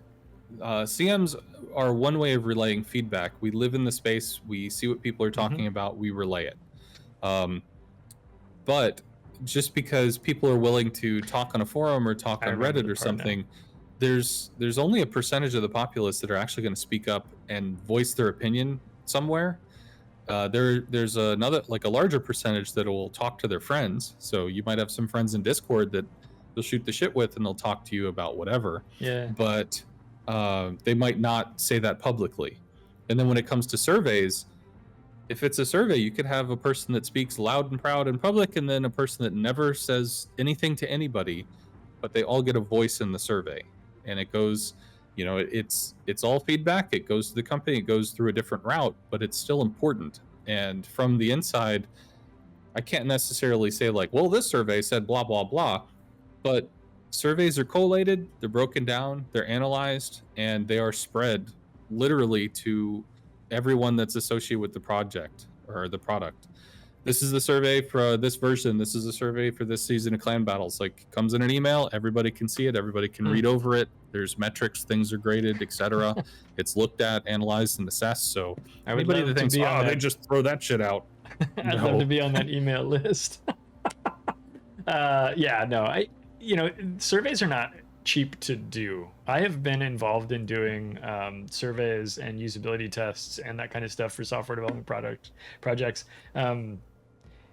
I think there's a lot of folks who assume that the surveys don't go anywhere, or that assume that the surveys don't get the changes they want, which is probably sometimes true. But like, companies don't do those for no reason.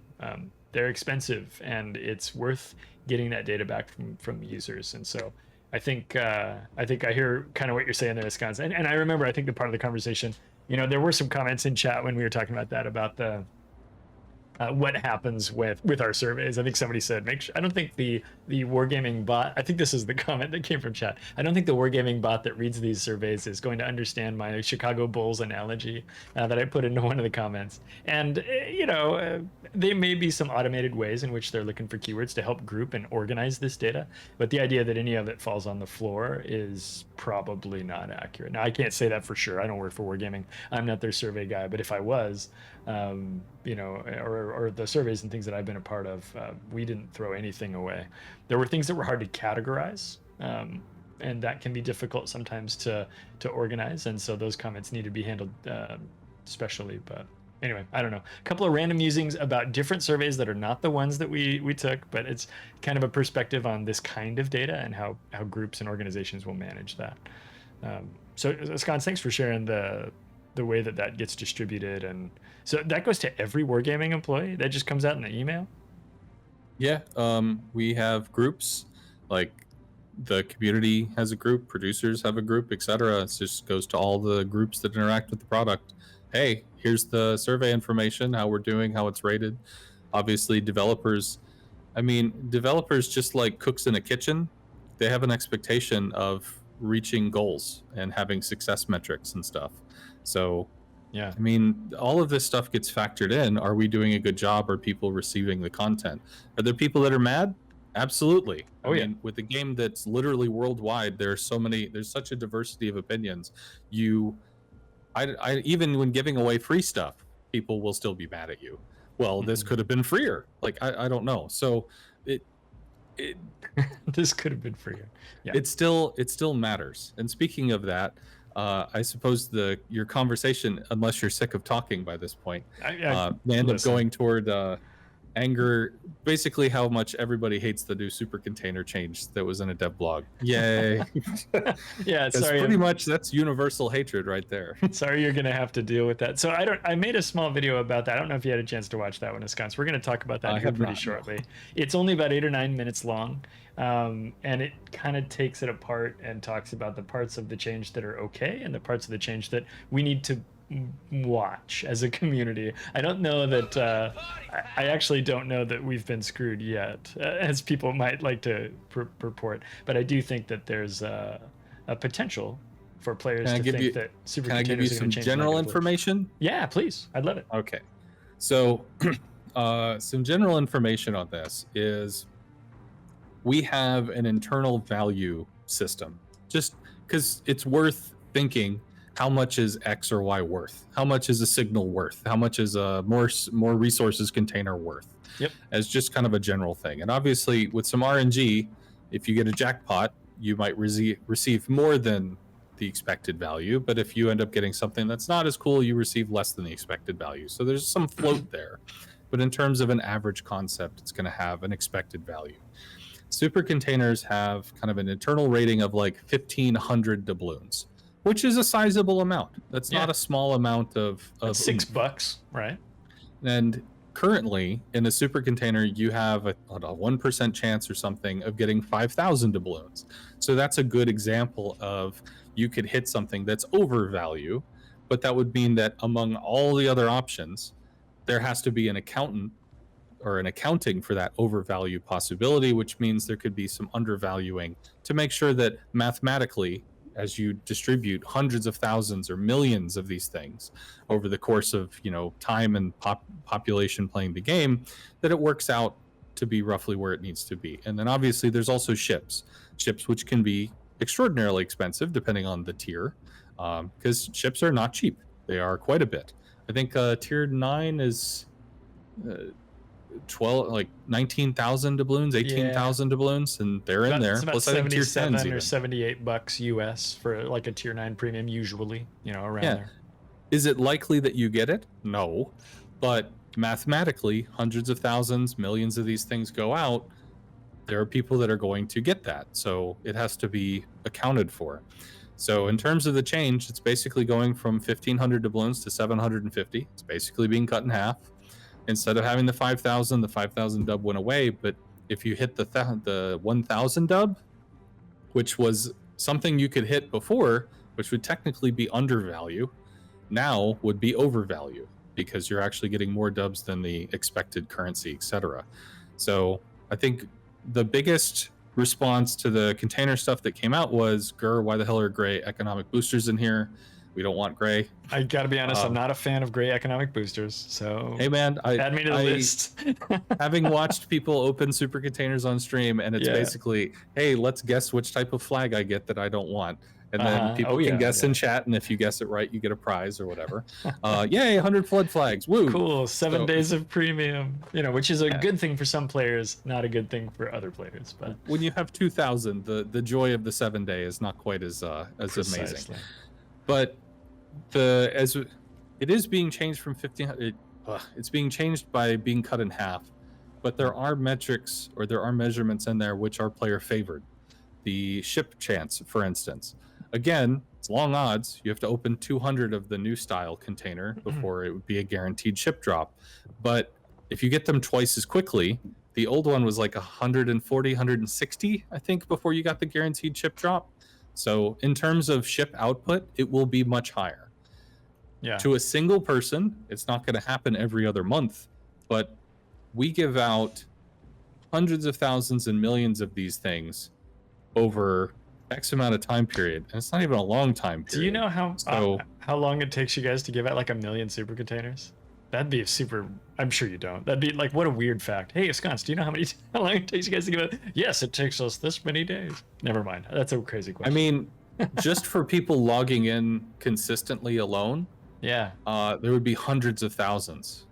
Yeah, because there's one at the end of the login bonus, right? Yeah, because there's guaranteed, and then for people that would choose the prior luck containers boxes, they're worth, it's what 100 the dispersal of the super container is on like a scale of 100, and it's being jumped up to 9. Which means 27 theoretically if you pick 3 try your luck containers a day, which would mean basically you could get a super container every 4 days. You log in, you do your dailies, you get a super container every 4 days.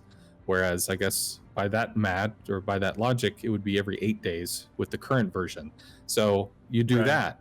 You log in, you play every day. You get at least a super container just from logging in. You start doing try your luck containers or whatever. Then you get one every 4 days.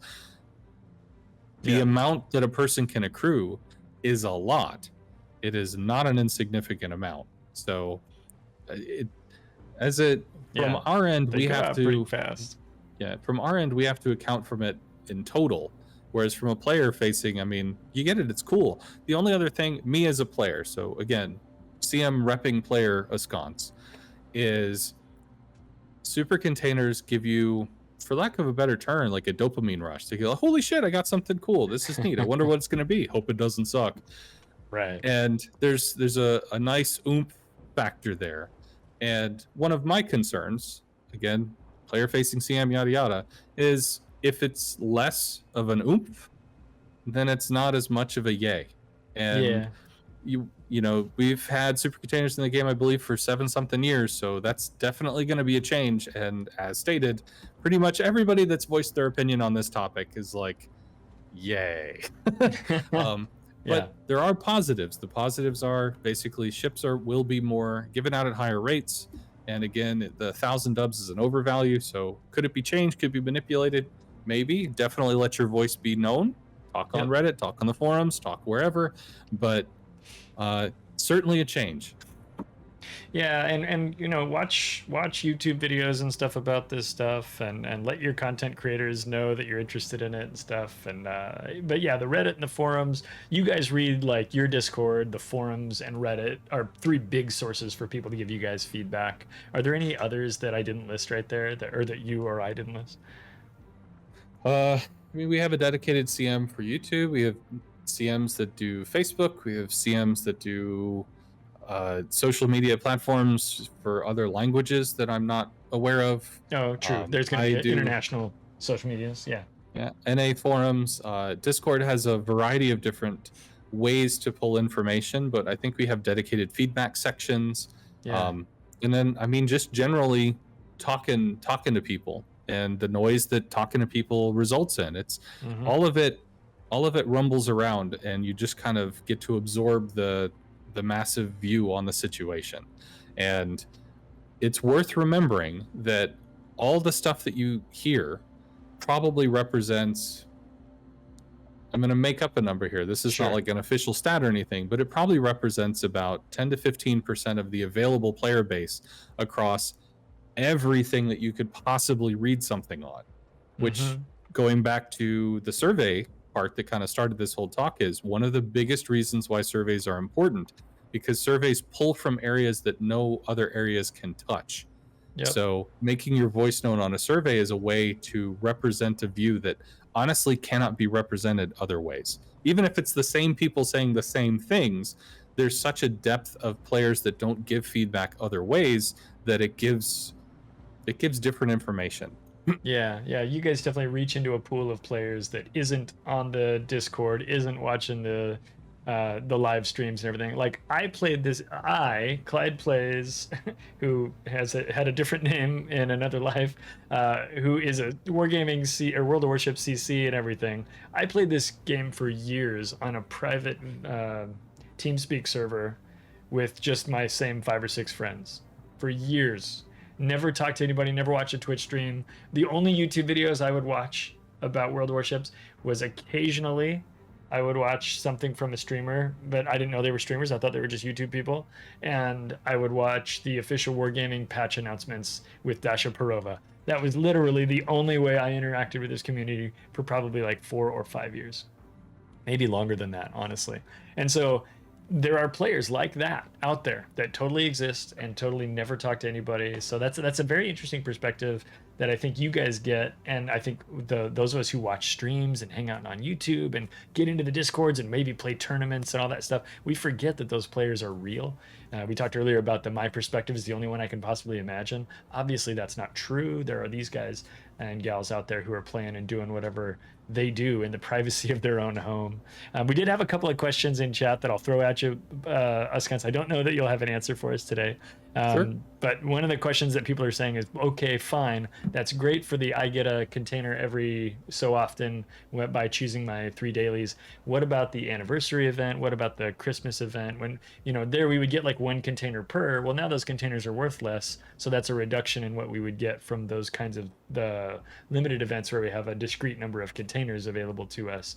Do we have any ideas about what Wargaming might be doing there in order to make sure players don't feel like they're getting shorted on something that we've had as a tradition for years in the game? No announcements to make. Pretty much anytime we're creating a update event content, I mean, anything and everything is kind of up in the air for us to come up with. So for instance, I think the winter stuff, it used to be like anniversary and winter had the same kind of vibe, the Supercontainer steal something, and then like 2 years ago winter went to a certificate model where you could use certificates to get Santa crates, and then I think last year was the same.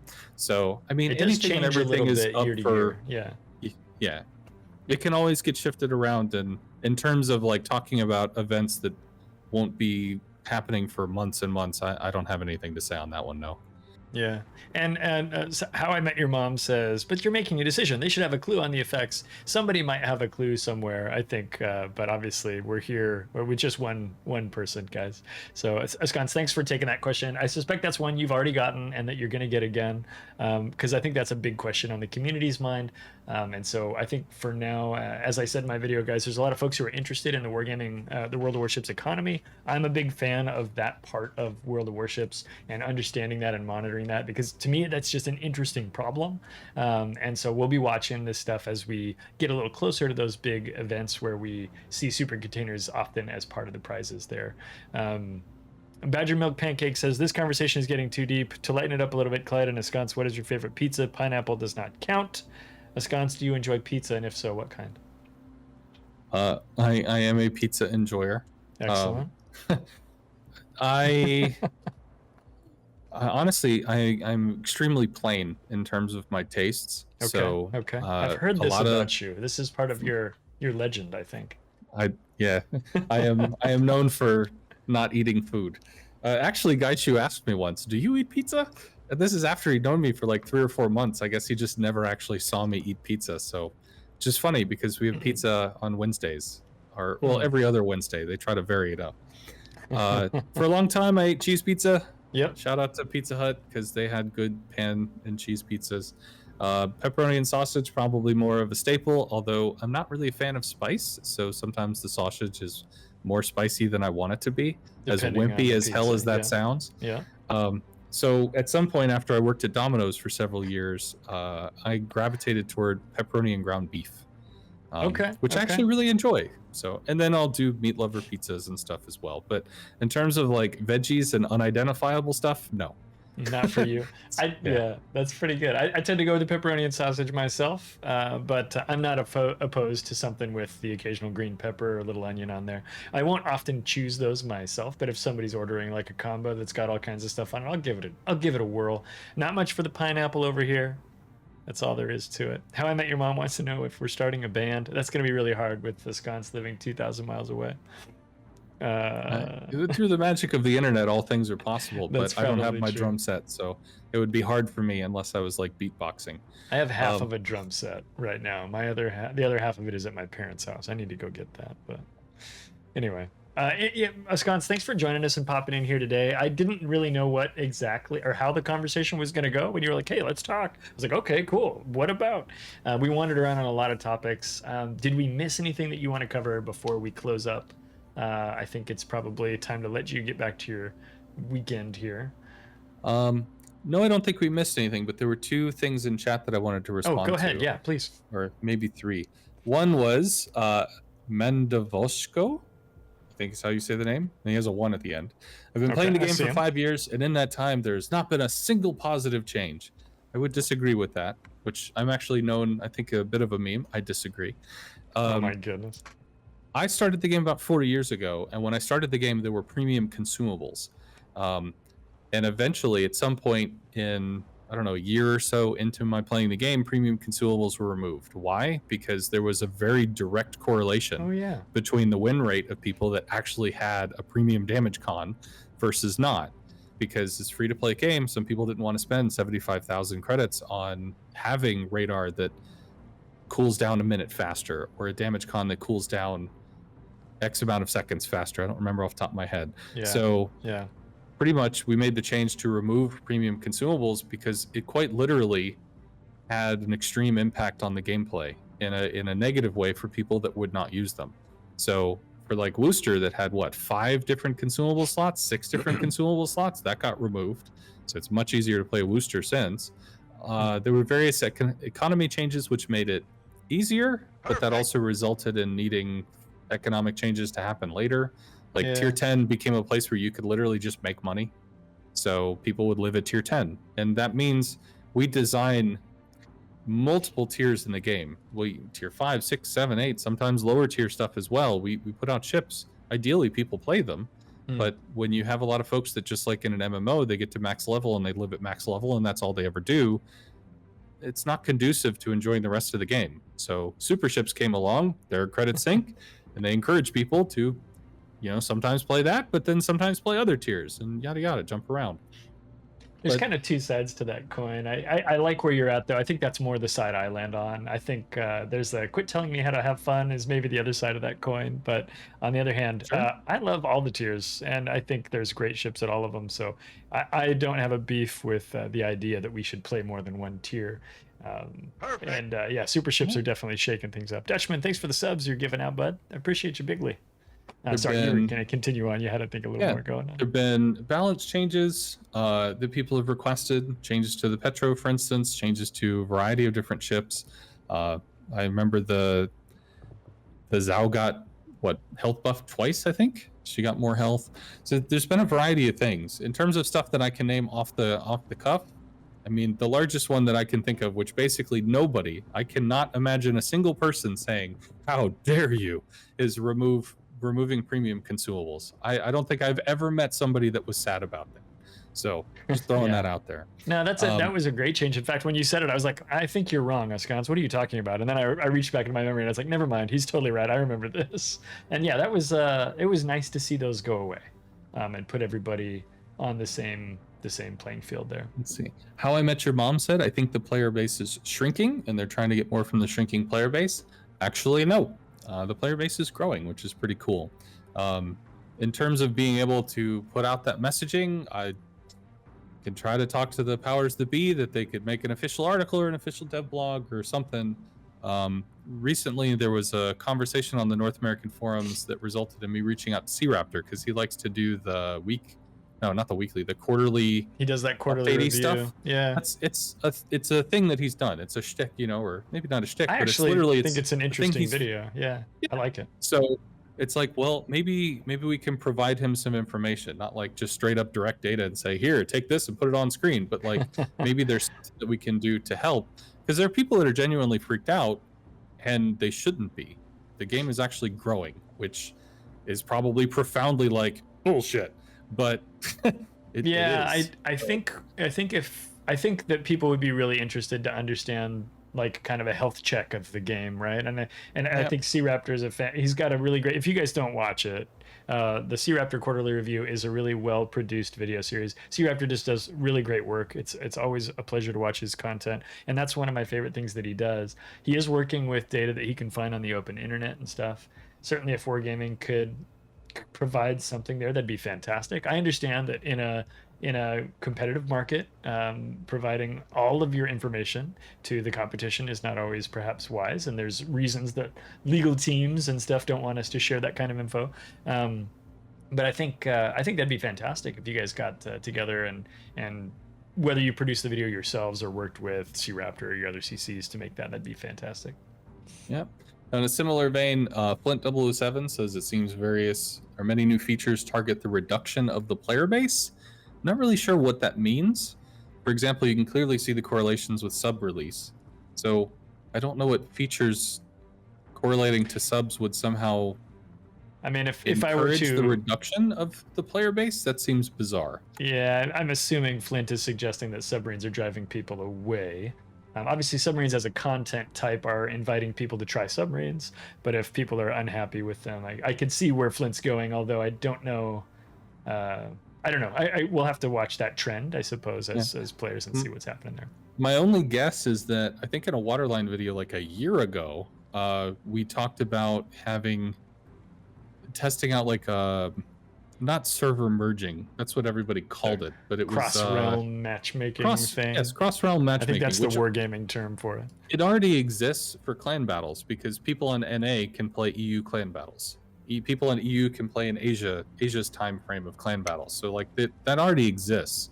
But in terms of like easing pain points, for instance, we have ranked, but ranked is for a timed period, or brawls are for timed periods, because that way it encourages when you have high player volume to go in, so all the queues work. Because one thing that's a little weird, random battle is not one queue. Random battle is, as I think you broke down in your video, random, like just going for tier 5 and up. The random battle queue is tier 5 and 6, tier 5, 6, and 7, tier 6, 7, and 8, tier 6, tier 6 and 7, tier 7, tier 7, 8, 9, tier 7, 8. And like there's so many different buckets it breaks down into that you really need quite a lot of people to make sure that all the buckets are getting the water they need. So when you have these other modes like randoms, or ranked and brawls and stuff like that, it's not surprising that time limiting them helps make sure that everybody's getting the player feed that they're looking for. But if you had cross realm, you could have ranked at hours that you normally wouldn't have it, because you'd have other players literally in the realm through that. But it was being tested, I think, in lower tier stuff, tiers like 1 to 4. Yeah, I remember that announcement. I'm excited to see if that kind of comes to fruition, because I think that'd be really healthy for so that those one lower was tiers. Yeah, that one was the end is nigh. No. It's just tech. It's tech that makes queues, work more easily or function better. But so I wanted to respond to those just because those jumped out at me, but I don't think I saw anything else to speak on. So rawr. Okay. Well, I didn't mean to make you do some of your day job on Saturday, but I appreciate that you popped in to say hi and to talk a little bit about some of this stuff, be a part of it. Everybody, thanks for your questions and thanks for your conversation and everything. I know that World of Warships is one of those games that we really, really, really love as gamers, and there is not a lot of. I haven't found other games that feel and play and give me the experience that World of Warships has. That's one of the reasons I started playing this game in 2015, and I said I'll play this for 3 or 4 months, and here it is, 2023, and I'm up to my elbows in World of Warships at this point, which is a little crazy, but it's one of those games that we care a lot about because we love it so much, and so we get these pretty strong opinions. It's critical, of course, for us to remember that there's a lot of moving parts in all of this stuff, and that it's really, really important that we do share our feedback. We do go to the forums, we go to Reddit, we go to wherever, we go to the Discord and share our feedback, because it is important, and that we also understand that this thing is huge, and we, as we ask for what we want, and as we see things that are both negative and positive, we understand that all change is change, and humans don't like change. That said, do make your voice heard. If there's something that changes in the game that you don't like, tell Wargaming about it. That's one of the things that I like to do, and one of the things I like to do, of course, is enlighten or shed a little light on things that look one way or look slanted, either really positive or really negative, and find out what's wrong or what's right about it. And so, check out my YouTube content if you're interested in understanding things like that. This is the video that I've got up about supercontainers right now. I wrote some software that opens 4.5 million simulated supercontainers to see what the net change is going to be. From the old boxes to the new ones. It won't take you very long. Give it a watch, and then again, Ahskance will be back on stream. Clyde, you made a few mistakes. I'd like to talk to you about this and that. I'll be like, oh no. But no, I basically what we did is I opened 3 million new containers and 1.5 million old containers, And they don't have exactly the same contents. They didn't get exactly 50%ed, but we see what the difference is going to be. We talk about what's better in the new ones, what's better in the old ones. And then, of course, as the conversation came up earlier, we're going to watch what's happening with the holiday events and with the Wargaming or the World of Warships anniversary event, and see what the rewards look like there. And if we feel like we need to ask Wargaming, come on guys, give us some more cool stuff, and we'll see what happens there. But hopefully we see a pretty measured change to this new super container system. I think parts of it right now really depend on what we get for rewards for missions and things in the future, and those things, as Ahskance said earlier, we don't know. They're right, it's not announced yet, it's not out there, so time is just going to have to pass before we know. Ahskance, thanks for joining us. Any final parting words? I think we've said final parting words like 2 or 3 times, but anything else that you wanted to say before you punch out for this Saturday? No, thank you very much for having me on. I enjoyed seeing your video, and because it seemed like you genuinely had questions about stuff, I thought, well, hell, I'll just talk to you and see if I can answer your questions. And as I am going to head out, I believe chat wants to talk to you about your stream's extended warranty. Oh my goodness. Yeah, we'll do. Hey, Ahskance, thanks again for popping in, bud. We'll talk to you another time, I'm sure. And appreciate you watching the video and have an interest in the community and what's going on over here. We'll talk to you later, bud. Yeah. Bye. Bye.